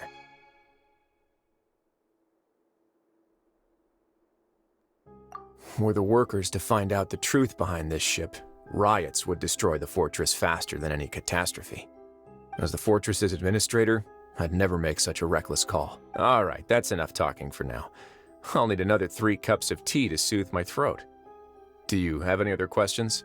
Seems like you're good. Come on, I'll take you back.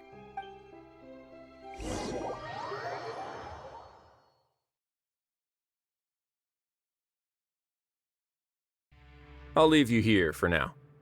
Oh, thank you so much. No worries. But don't forget, it's up to you whether or not you want to share what you just saw. What you do from here on out will likely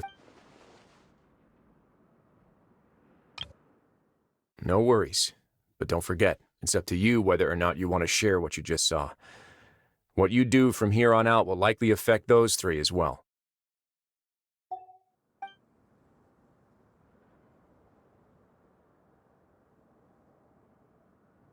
Yeah, we'll put a lot of thought into it for sure. Great. I look forward to what happens next.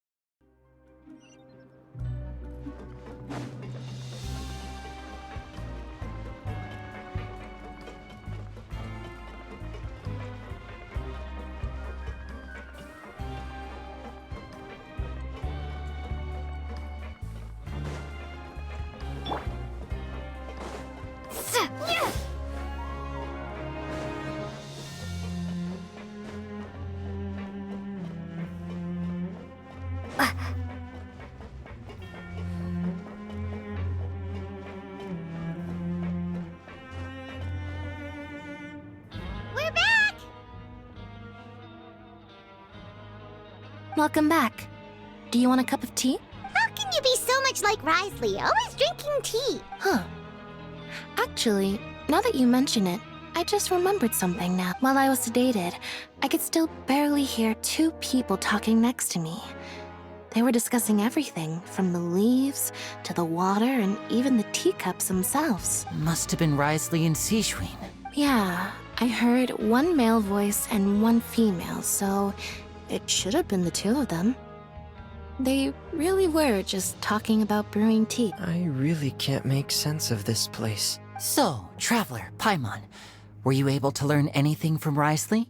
Yeah, he explained everything. Very well.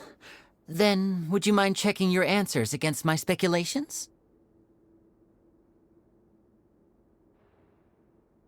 Yeah, I took the time to rest, so I'm feeling a lot more relaxed now. Nobody else is around, and Miss Sijween is also busy with something or other. So let's just talk here. All right, then I'll posit my theories. I asked myself 3 questions. Firstly, why was Fremine affected by the primordial seawater? It was because he dove into the sea. My theory is, the long-lost primordial sea is probably very close to the fortress of Mirapede. Ooh, he's good. He got that right on the first try. That's Arlini. Secondly, Risley's attitude changed dramatically during the course of our stay here. He ignored us completely at first, then suddenly roadblocked us. Well, I spent quite a long time thinking about this. If he has been monitoring the Fatui since the very beginning, he probably ignored us at first because he was hoping we could find Master Child for him. What's more, The Fortress of Meripede is not part of Fontaine's court system, nor does it report to Udex Nervulet. Wriothesley is basically the king of a no-man's land. As long as the fortress doesn't do anything about Master Child's disappearance, Father can use it to pressure the Fontaine authorities. And while the two factions are pitted against each other, Wriothesley will be free to move between the parties of interest. If I had to guess, he probably has something that he's working on himself. It's likely related to the secret of the infirmary, but I just can't think of what it could be. You're super smart! Thanks so much. Then finally, there's the last question. If Wriothesley does have a plan, what could it be? All I know for now is that his plan probably has something to do with the changing nature of the seawater. He's even gotten Cloran to help him out. That can't be the full extent of what he's doing. There's probably a secret passageway behind the block in the infirmary, and there's something big in the fortress that most people here never get to see. He has a bargaining chip, and it could be important enough for Father to deal with him directly. I don't have enough information, so I have no idea what his chip might be. But let me guess. You have the last piece of the puzzle.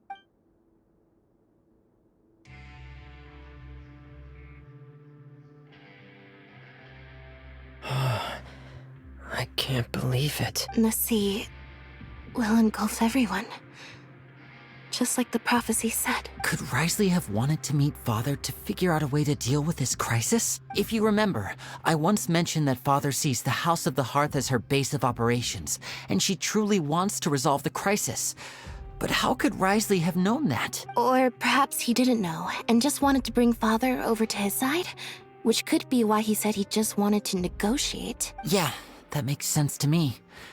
I understand your concerns as well, Traveler. I'll figure out a way to pass this on to our father. No matter what, we're on your side. The two of you have already aided us far too much.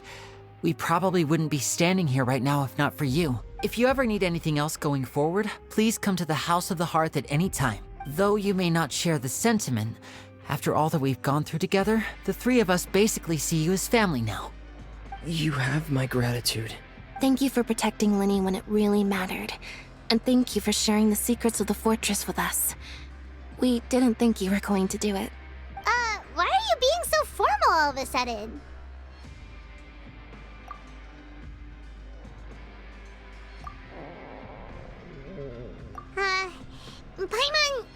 Paimon's hungry. Oh, you've done so much already. Go get some food. Alright, then we'll catch you guys another time.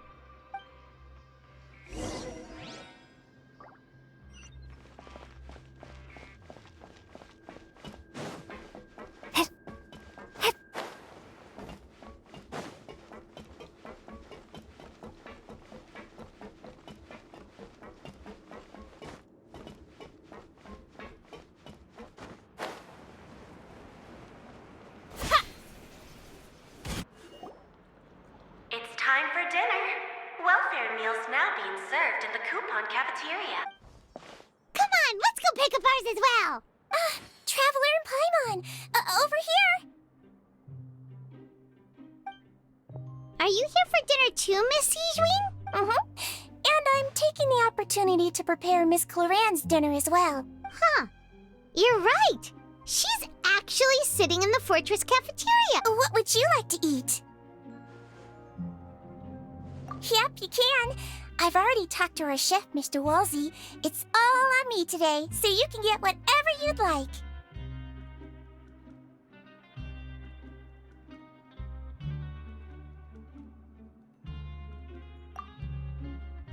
Me too! Don't forget Paimon!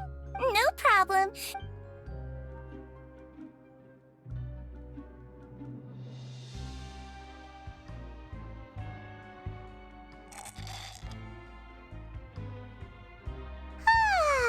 So delicious.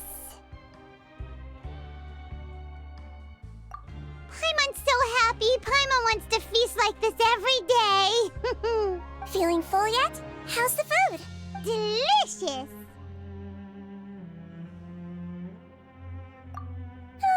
I'm so glad glad to see you all so happy. Oh, see, the expression on your face just now? The muscle here just moved, which suggests that you're feeling quite relaxed at the moment. Sijuin, do you do this to help your patients or to better understand human beings? A bit of both, I suppose. I'm a melazine, which means I'm very different from human beings. I must know what you're thinking if I want to take good care of you. You're really good at taking care of people. Even though you're so short, you still talk and act like an older sister. Really? You're reminded of an older sister? That's great to hear. Oh, and what did you mean back in Risley's office? When you said that you were protecting Linny and his siblings as well. Oh, that. I just asked His Grace to look out for those children, especially that diver boy. I was getting a bit worried after hearing that something was wrong with the water. Thankfully, Glorand is very strong and managed to save him in the nick of time. His Grace also sealed the pipes after Glorand left, to make sure that Linny wouldn't impulsively chase after his brother. Although the path was blocked, we still stationed some guards there to stop anyone from approaching. They were instructed to only open the door once Miss Glorand had returned. Oh, and I was keeping an eye on Mr. Linny as well. We had to press him, but we couldn't allow him to be in any real danger. You were all super considerate and really thought everything through. It's just what we do down here at the fortress. At least this has been His Grace's style for as long as he's been the leader. Oh, I really wish Monsieur Nervula would come down here more often too. I feel like he'd like it here, with all the darkness and chaos. Get a good night's rest, you two. You both worked very hard.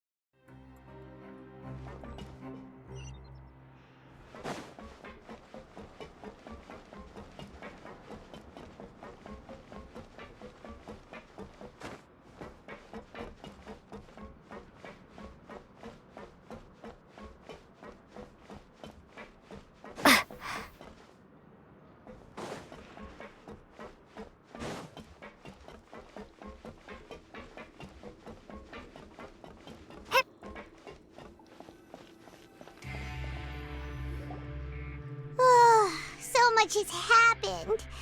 Paimon just feels absolutely exhausted now that she's finally relaxed. Paimon's super sleepy. Are you sleepy too?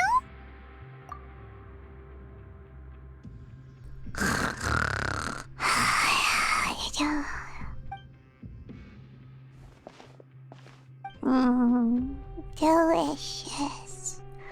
Paimon wants seconds for free.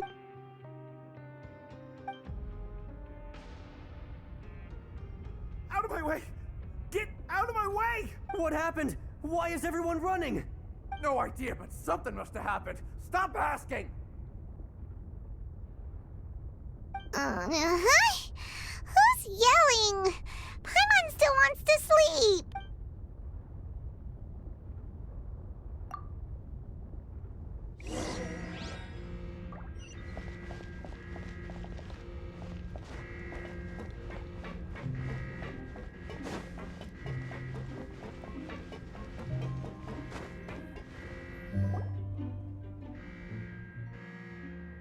What happened?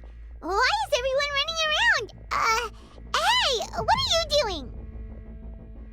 No time to explain, mate. Goodbye. Hey, wait! What's wrong with these people? They won't even talk to us. They're here! There you are!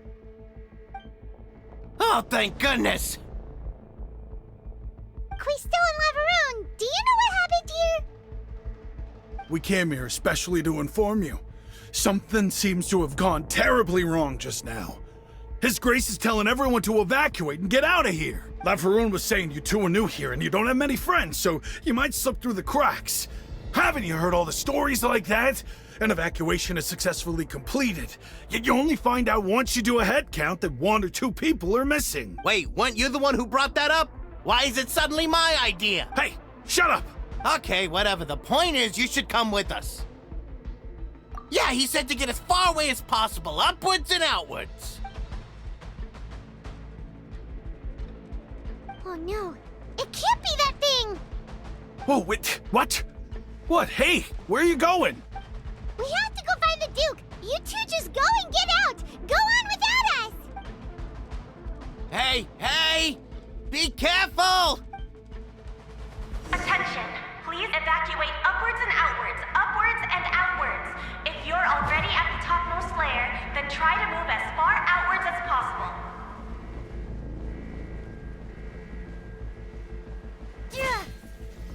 Attention! Please evacuate up.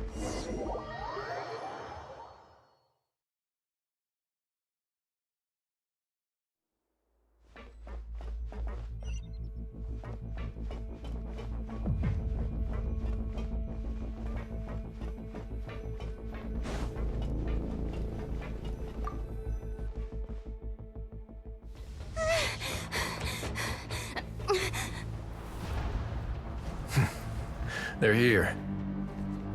Just like I said. What happened? Huh.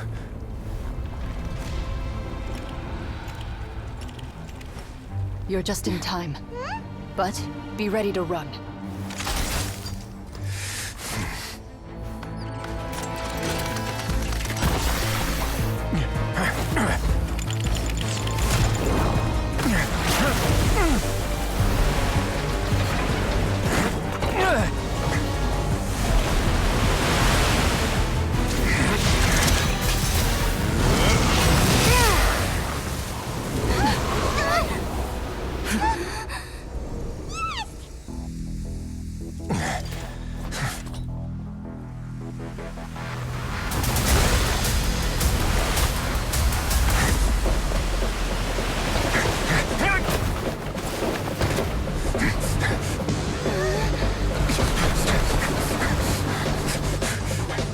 Three, 2, 1.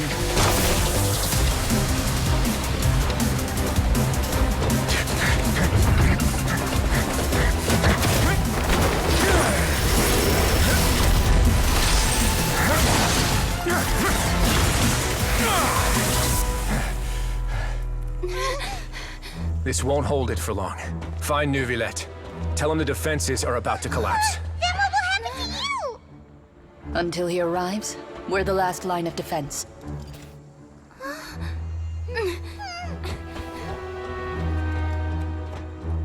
The gate. How long do you think it'll hold? That depends on us.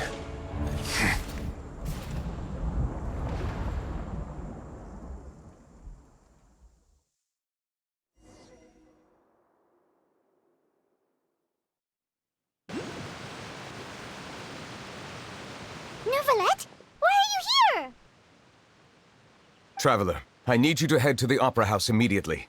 Farina will soon be meeting with the knave there. You must protect Farina, and make sure she doesn't spend too much time alone with her. Will do. You have my sincerest gratitude.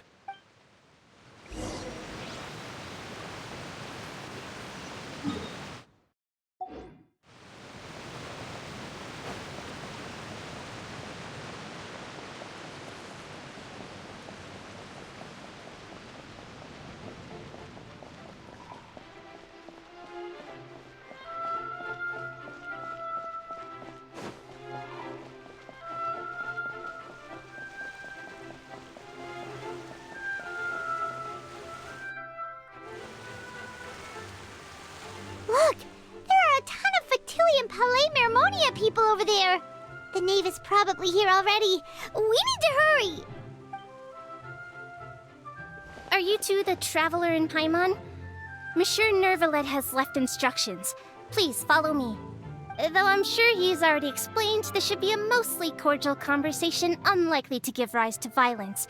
But it would be most appreciated if you could protect Lady Farina to the best of your abilities.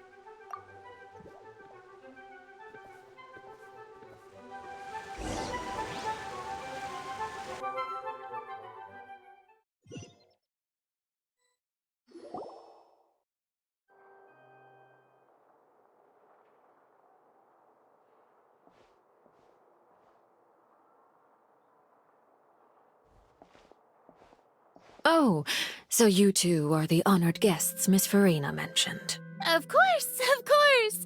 How could they not attend a meeting such as this? I must always have 2 or more guests at my dessert table.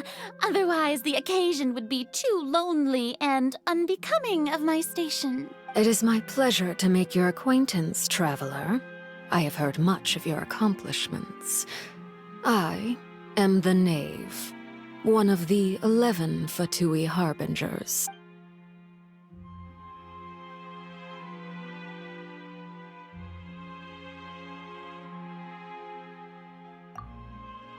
I've already prepared seats for you. Come, sit beside me. Perhaps you two are unaware of how Miss Farina and I do things. You see, we actually recently agreed to get together for tea when we had the time. See this? This is a limited type of confectionery that Miss Farina simply adores. There are only 16 slices sold every day. Here, why don't you and Paimon have a taste?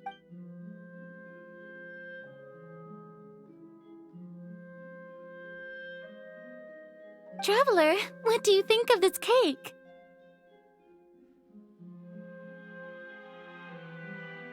That's good to hear.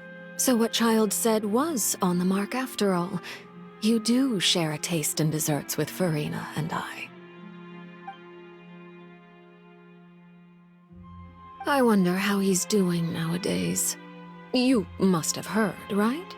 He's suddenly gone missing. I'm really worried about his safety, you know. Here's to hoping that he's an excellent swimmer. Since we're talking about him, I feel like I should add something. His martial prowess really looked certainly pretty impressive, yeah.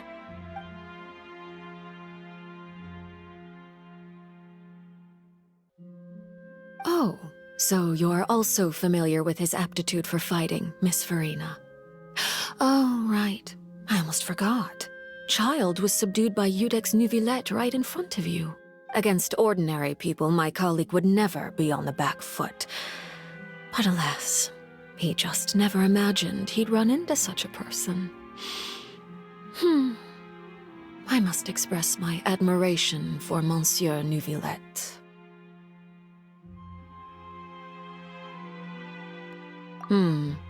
Coming from you, that's not surprising at all. But I thought you would be happier to hear the news. Of course, but it's still a bit of a shame. You see, I would have been far happier had I received this news somewhat earlier. As you well know, a long time has passed since Child disappeared. Well, in any case, there's no need to worry. We know for sure that Child is still alive. Oh, and just how do you know that? Because we found evidence that proved he left the Fortress of Meripede. And where did he go after leaving the fortress? Well... The Fortress of Meripede lies deep beneath the waves. Unless he pranced right out of the main gate, he must have had to swim for it. Do you have any proof that he surfaced safely?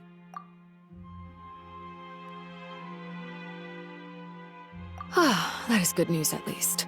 His sister Tonya sent a letter to Fontaine not too long ago. Since he was unfortunately unavailable, I picked it up on his behalf. Do you have any idea how he usually writes back to his family? Dear Tonya, Your letter made me feel like we were still enjoying our time in Snezhnaya together. I'm currently admiring the scenery on the streets in front of the opera house. Is it something like that?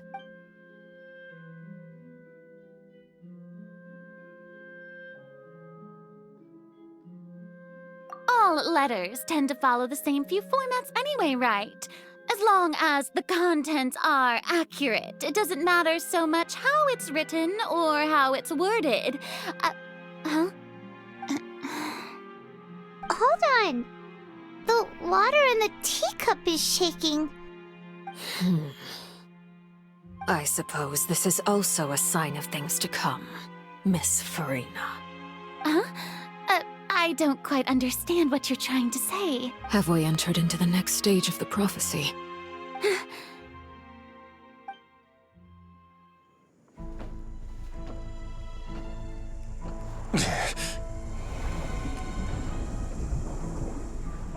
My thanks to you both.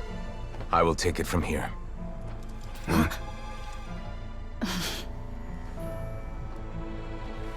Sure you don't need a hand? Quite sure. Wow. So, what's your secret, huh? Let me guess. Nah, who knows? Maybe it's just your sense of responsibility. Sounds about right.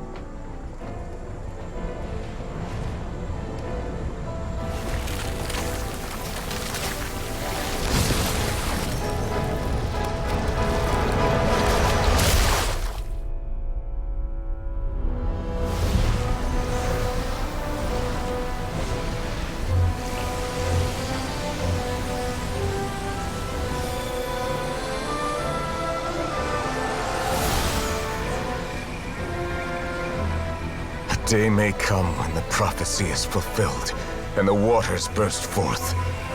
But it is not this day! This ancient power could easily obliterate an entire race.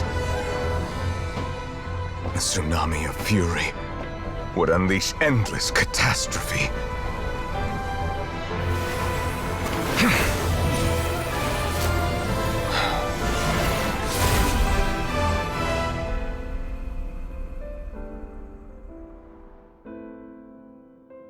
This sentence is too severe.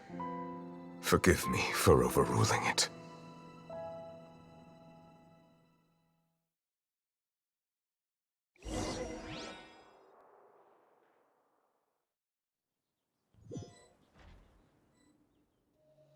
All right. Seems like the problem inside has been suppressed. Let me guess, we're safe for now.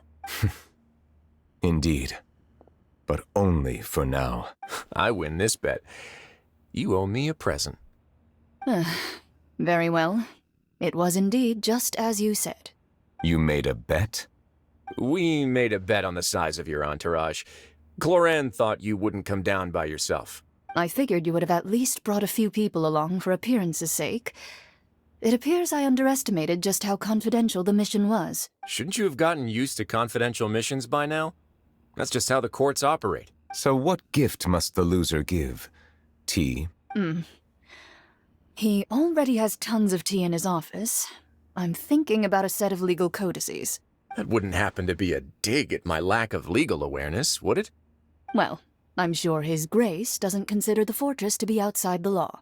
I was under the impression the residents of a place like this would be uninterested in the legal codices. That was obviously a joke. Anyway, you've still got some unfinished business to attend to in the overworld, correct? No need to stay here if you have a pressing matter. We all know you can't leave Palais Mermonia for long. Thank you. I hope everything went smoothly with the Fatui Harbinger.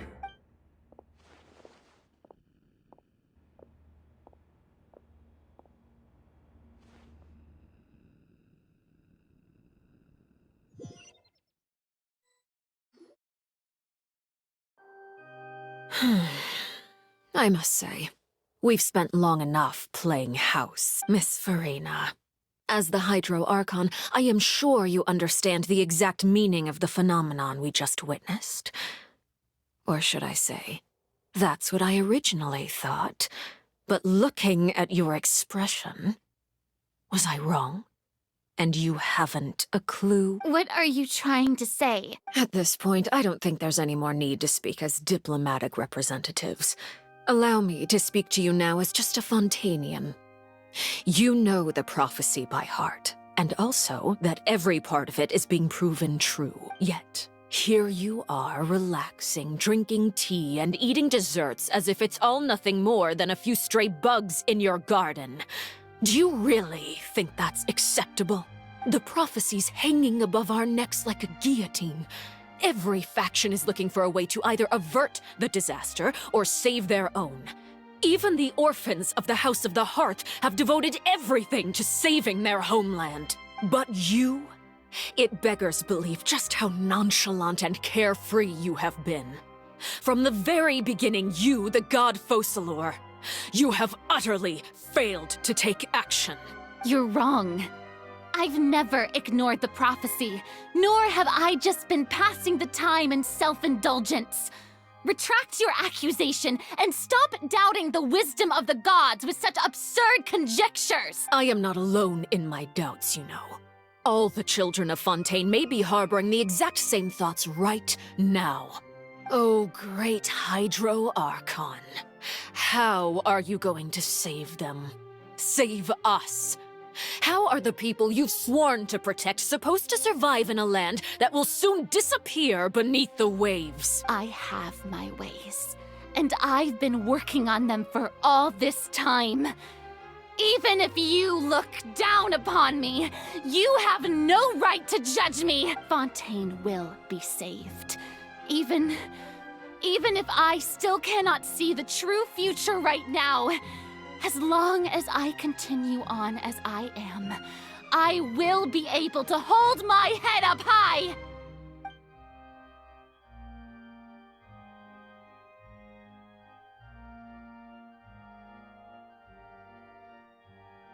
Then I ask you, Miss Farina, just what have you been working on?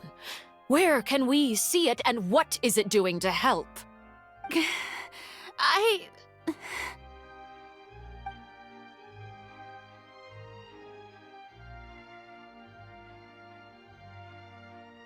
My machinations are just like the prophecy itself.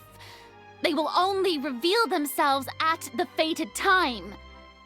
It is just that beings like yourselves are unable to perceive them as of yet. I see. As a god, the proof of your labor always lies beyond prying mortal eye. Allow me to be so bold as to ask another way. Would it be possible for you to tell us the parts of your plan that are not confidential? Such as your emergency response plan for the impending disaster? An emergency response plan? Oh, that look in your eyes. Have you not even prepared one of those? The emergency response plan is also strictly confidential. Then allow me to jog your memory. Miss Farina, what is the purpose of your Oratrice Mécanique d'Analyse Cardinal? And what do you plan to do with the massive amounts of indemnitium that has accumulated over the years? The Oratrice? It's just like it appears to be. So you also have no idea. If I'm not mistaken, someone's using it to prepare for something. But unfortunately, it would seem that someone is not you, Miss Farina. I first caught wind of this when Linny tried to investigate the Oratrice in the Opera House. You see, even just getting close to the core contaminated him with an extremely large amount of indemnitium. But even if that had nothing to do with you, then what could you possibly be working on, oh great Hydro Archon? Oh, right. I almost forgot. Udex Neuvillette is not at the tea party with us today. Miss Farina, I suppose you must have ordered him away to take care of some troublesome business. Yes, that's exactly right. Please keep it a secret for me. Of course I will. Although, I must say, Miss Farina, you seem quite insecure without the Udex by your side. Oh, very well. Let's stop that conversation here. There are still a few slices of cake left, so please, help yourselves, everyone.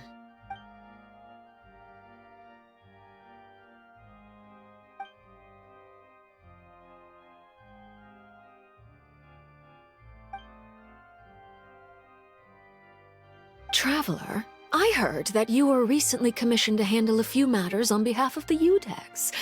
Why don't you take an extra slice of cake? Those who work hard deserve gratitude and praise. You too, Paimon. Thank you. Paimon will take you up on that offer.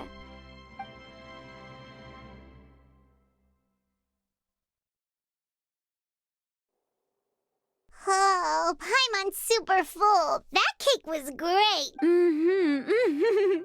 If it's on my tea table, it must be of the highest quality. Yes, and we must thank the knave for bringing these over as well. You're welcome. I'm sure the cake also felt greatly honored to be featured at Miss Farina's table, and I was merely catering to Miss Farina's tastes, seeking a chance to chat over tea. It is getting late. Why don't we call it a day? There are still a few matters that I need to take care of, so I must take my leave now. Very well. We'll end it here. Mind seeing me off, Traveler? We could use the opportunity to discuss Child before I must be on my way. Paimon's coming too.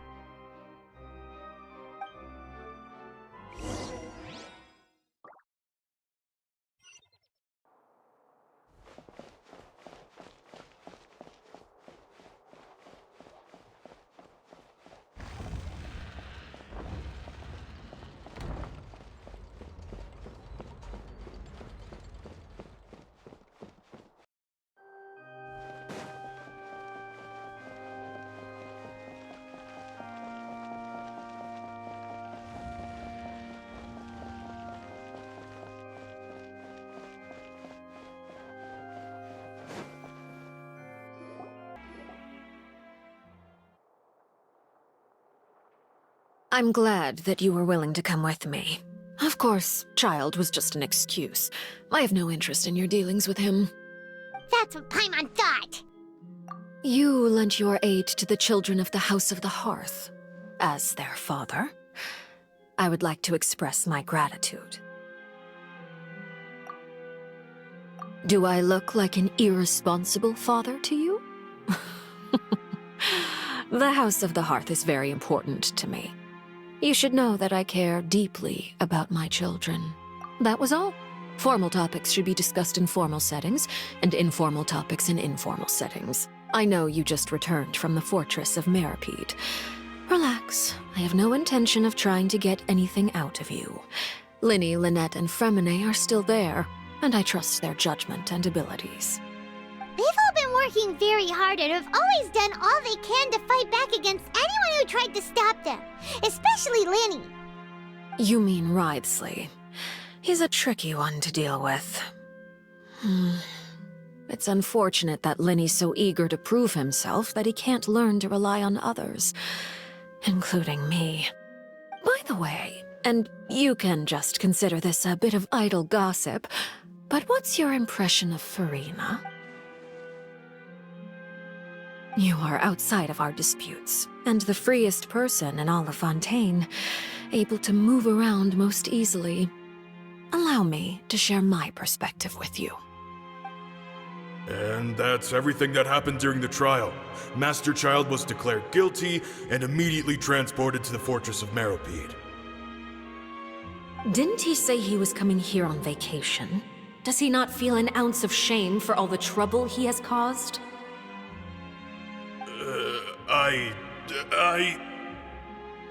Forget it. He did give us an opportunity. I will be meeting someone shortly. Do you require help with any preparations? No need. I will take care of it myself. I need to meet with Farina, the Hydro Archon. She is at the heart of Fontaine. But what's fascinating about her is that she often seems more like a celebrity than a working Archon. Oh, come over here, you little critter, you!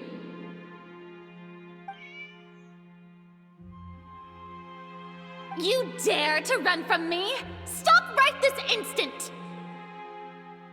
My goal is just to discover the location of the Gnosis.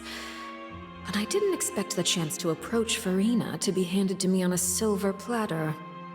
This is so easy, it's actually making me a bit suspicious. Anything left unguarded is usually just bait. But no one will blame someone for taking the bait. After all, from the moment it was attached to the hook, the bait is meant to be sacrificed. It's just as I guessed in the second before I struck. The Hydronosis is not currently held by the Archon. In fact, this Archon doesn't seem like a god at all. And I sense that she's under some kind of curse. Who are you? And what are you trying to do? Please don't kill me! I'm begging you, please! The fear in her pupils is genuine, so perhaps she's not bait after all.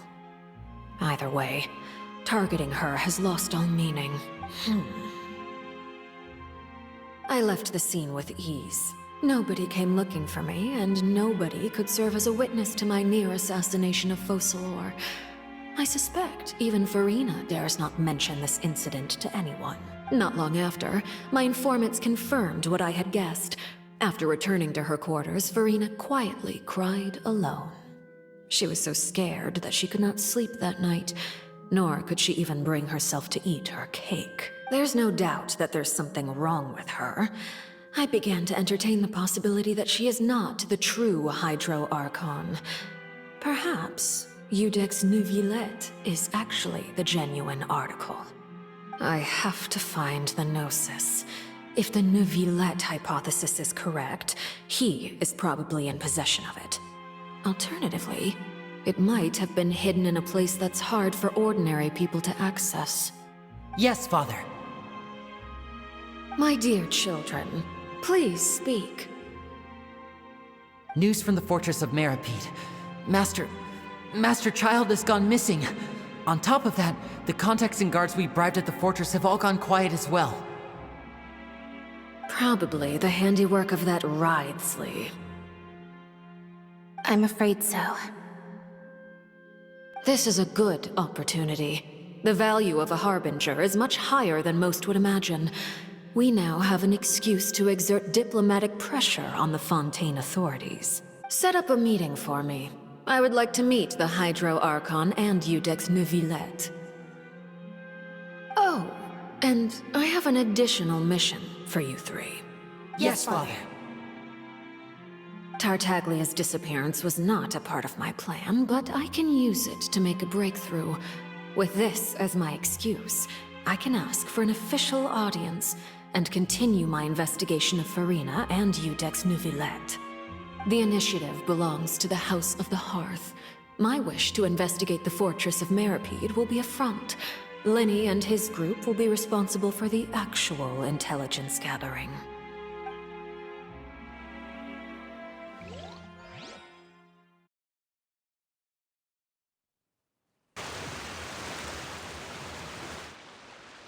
You should know the rest. Lenny's group is quite close to you, so they wouldn't have hidden anything from you. You attacked the Hydro Archon? It wouldn't mean anything, even if you shouted it from the rooftops. After all, even Farina herself is still pretending that nothing of that sort ever happened. Alright then. I've now had 2 chances to enjoy tea with Farina. I have to say, the leadership of Fontaine is even more inscrutable than I had imagined. I once surmised that Iudex Neuvillette must be the Hydro Archon, but now, that doesn't seem right to me either.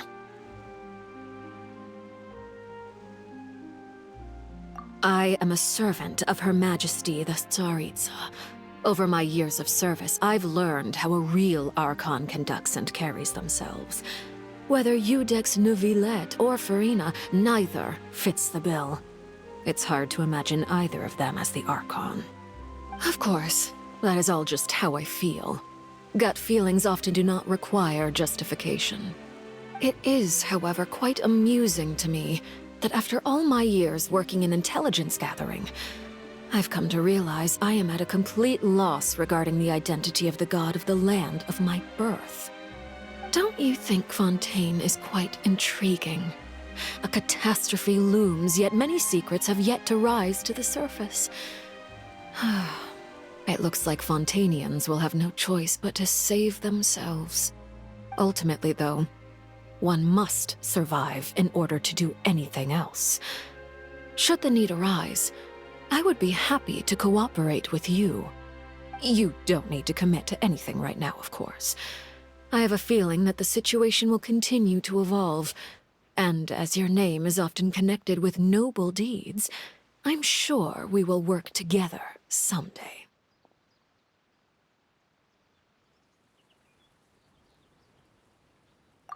He certainly returned quickly. You must want to catch up with each other, so I'll leave you to him.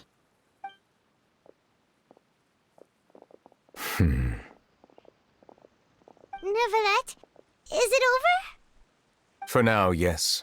But this issue will prove quite thorny in the long term. I'm concerned that sooner or later the prophesized events will occur. Thank you for protecting Furina. To put it simply, I used my power to force back the primordial sea and reseal the sluice gate.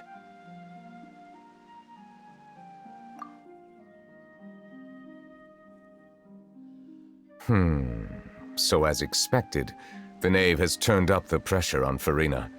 She's trying to feel her out, though I'm still unsure as to her motives. Permission granted.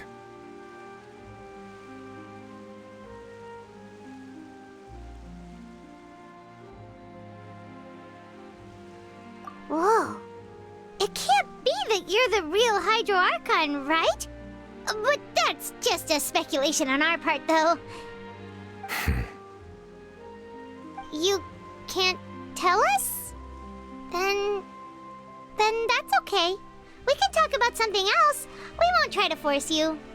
You guys in Fontaine are super strange. If by the phrase, you guys, you are referring to Furina and I, then although I'm not sure just what you are trying to imply, I must clarify that I do not share her positions on a multitude of topics.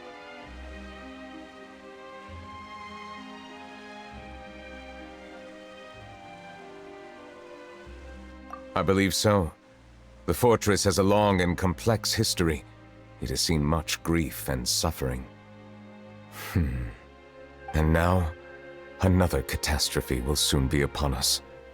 I mourn this turn of events. Huh? Why is it raining all of a sudden?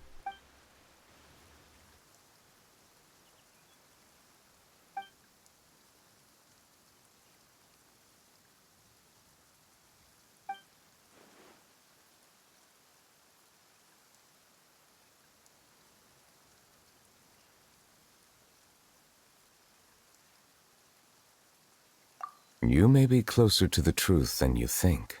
Oh? And what are you thinking? The dragon of... what? Huh? Please do not be so surprised.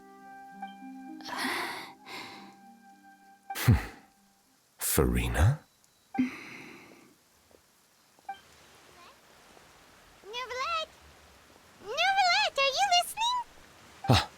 My apologies. We were just guessing randomly. We didn't guess right, did we? You're not actually the dragon sovereign of water, right? Well, if you don't want to confirm or deny... You guessed correctly. I sincerely hope you'll be able to keep this a secret for me. Right, of course. We'll definitely help you keep it a secret. There's still something Paimon wants to ask you, though. Please, go ahead. Well, if you are the dragon sovereign of water, and you were able to force back the primordial sea from the fortress, then since Fontaine's prophecy is all about seawater, couldn't you just use your power to solve the crisis? None of the currently living dragon sovereigns in the world, myself included, possess our full dragonhood. They say that when the first usurper arrived on Tivat, They seized a part of the dragon's power. Today, that stolen power is the basis of the Archon's authorities. There are 7 elemental archons and 7 matching dragon sovereigns. The dragon sovereign of water who lived through that era perished a long time ago. As their successor, I know far less of that part of our ancient history. In any case, I believe I will not be able to do much unless the Archon disappears and returns their elemental authority to me. Given the status quo, however, I would recommend finding another way to deal with the prophecy. Oh, so even you can't solve it. I still have some urgent matters to attend to at my office. If you have any more questions regarding ancient history, you are welcome to discuss them with me at a later time. Please go right ahead. There's a place that Paimon wants to go too. Traveler, why don't we pay another visit to the Fortress of Meropide? Paimon is a little worried. We'll see you another time. Take care.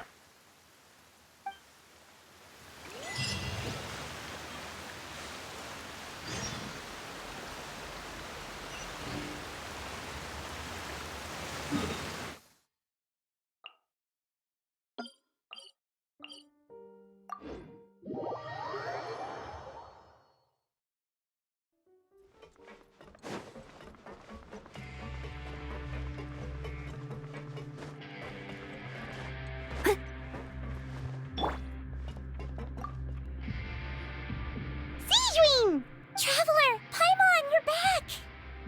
Are you still doing all right? Did either of you get hurt? We're fine, but what about you guys? It was such a huge mess. How bad was it? A few people sustained superficial injuries, but that's about the extent of the damage. Monsieur Nervulette paid us a visit. It was all thanks to him that we managed to suppress the crisis for the time being. Of course, we must also thank you for the help you provided. How did Nervulette know that he was needed here? Well, Monsieur Nervulette has strong resonance with the hydro element. When the water level rises, he can feel the waves produced. I ran into the bombshell bros while bandaging the injuries of the wounded. They were mumbling the whole time about how you just ran down without a word. I'm so relieved to see that you're both all right. If you're not too pressed for time, please stay with us a few more days. Just let me know if you get a craving for any particular dish, so I can have Mr. Walsey get your meals prepared. Oh, and please feel free to visit the infirmary for a break at any time. I'd like to take the opportunity to spend some more time observing your facial muscles as well. Your happy smiles are quite contagious, you know. They're so memorable, and I've missed them immensely while you were gone.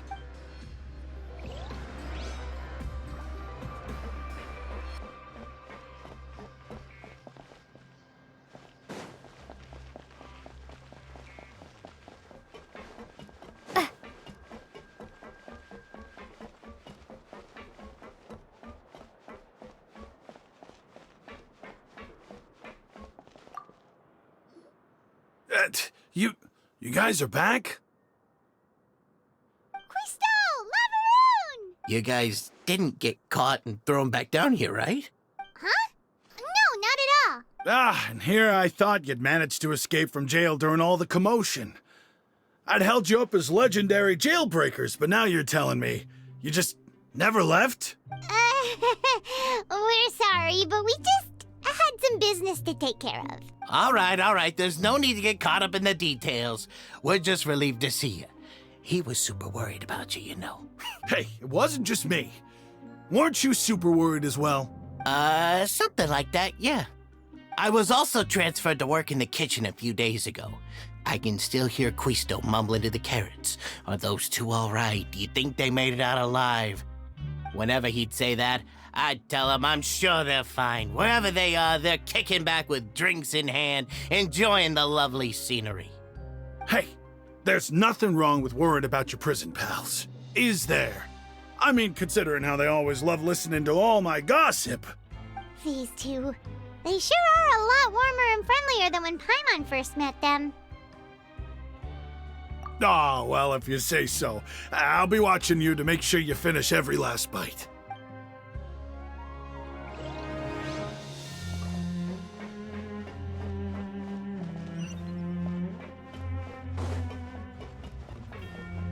I'll never get a handle on this paper.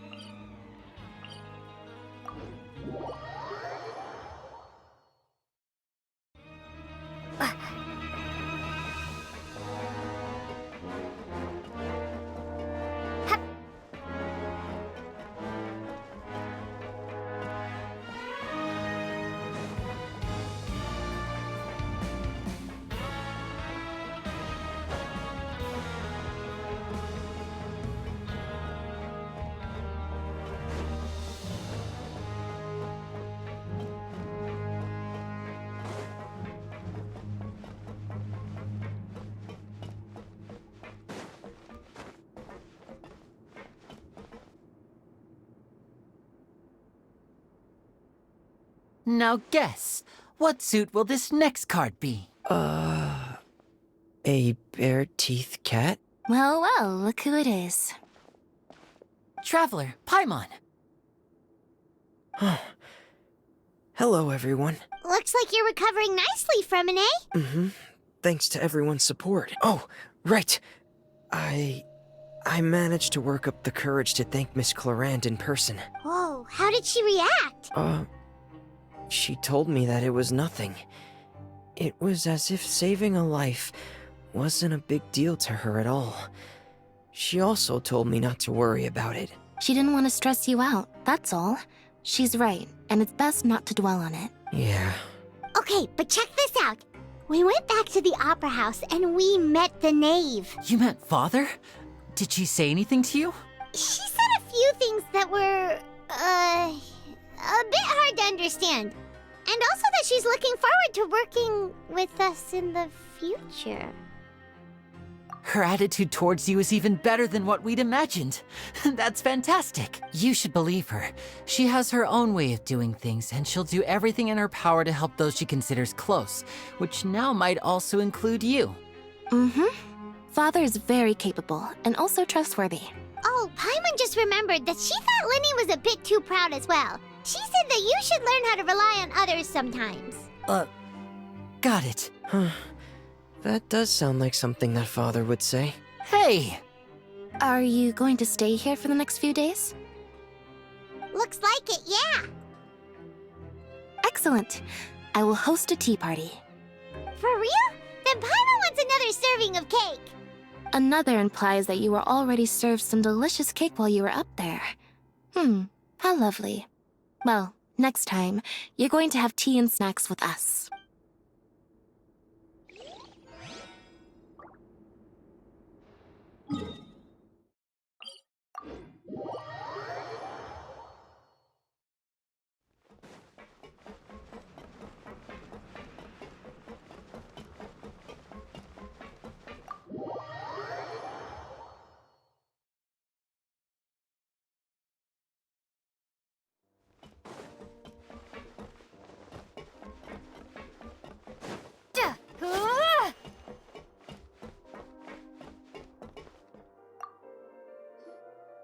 Courier, Miss Sijween told me you still haven't eaten.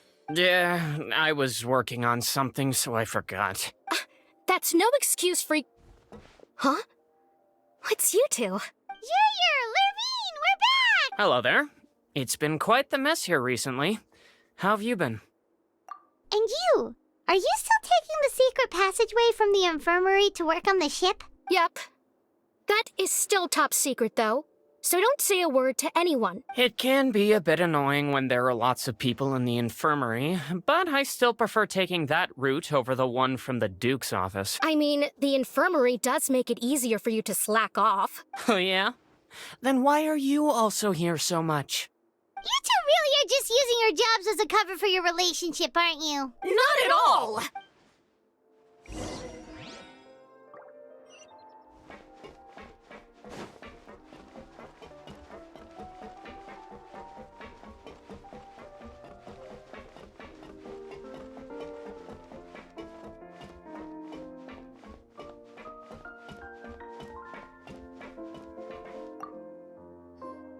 Do my eyes deceive me, or did I just see two inmates come back after making it to the surface?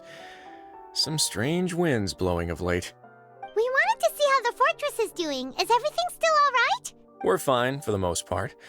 Neuvillette came down and took care of the worst of it. If that's the case, why don't you just ask him to stay here? Oh, yeah, what a brilliant plan. Let's go convince the Eudex himself to exchange the Courts of Fontaine for a puddle of water in the middle of nowhere. He came here in a hurry and left without even stopping for a cup of tea. He did remember to take Miss Sijween's gift with him, though. He sure sounds super busy. Miss Clorand has left as well. She also took her gift from Miss Sijween. Were the gifts milkshakes? Neuvillette got the milkshake. Clorand received lipstick instead. Those aren't even remotely alike. Well, it's Neuvillette's own fault for making Sijween worried about his health by working so much. But besides that, our head nurse is still pretty fond of picking out beauty products for the ladies. Oh, and I have some gifts here for you as well. Are these from Sijwin too? Nope, they're from yours truly. You've already wrapped up your work at the fortress, so you can return to the surface at any time. You haven't yet served your full prison term, however, so you may continue to use your cell until your term is up. For real? Then we could stay here for a really long time? You may access the cafeteria for free. Hooray! Just remember to come complete your paperwork once it's time for your release.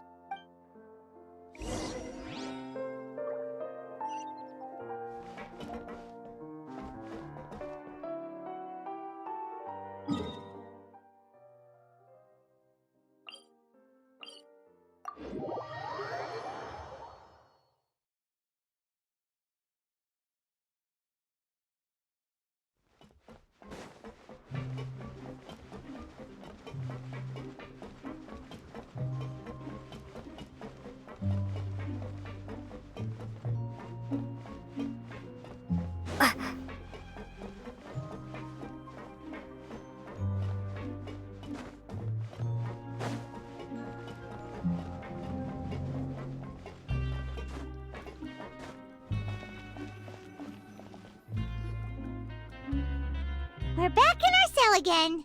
We're no longer prisoners, though, so it really doesn't feel the same. Being free sure feels pretty special now.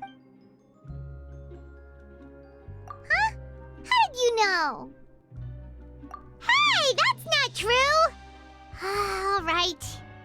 Okay, Paimon just wanted to say that we really are an amazing duo after all. It's like we've now gone to so many places together and become friends with so many people. We've never stopped traveling or stopped meeting new friends. There are so many bad things in the world, and we're just two people, but we've still been solving problems no matter where we go. Isn't that pretty cool? You're counting Paimon today? Aren't you the only adventurer here? Then let's ask Catherine to give Paimon an adventurer handbook as well. Paimon will also be an adventurer from today forward. Just our thoughts making Paimon giddy. Paimon's gonna crash, so you sleep soon too. The last time we fell asleep here, we woke up to a whole mess outside our cell. The primordial seawater nearly rose up. That was so scary. We should be safe now, right?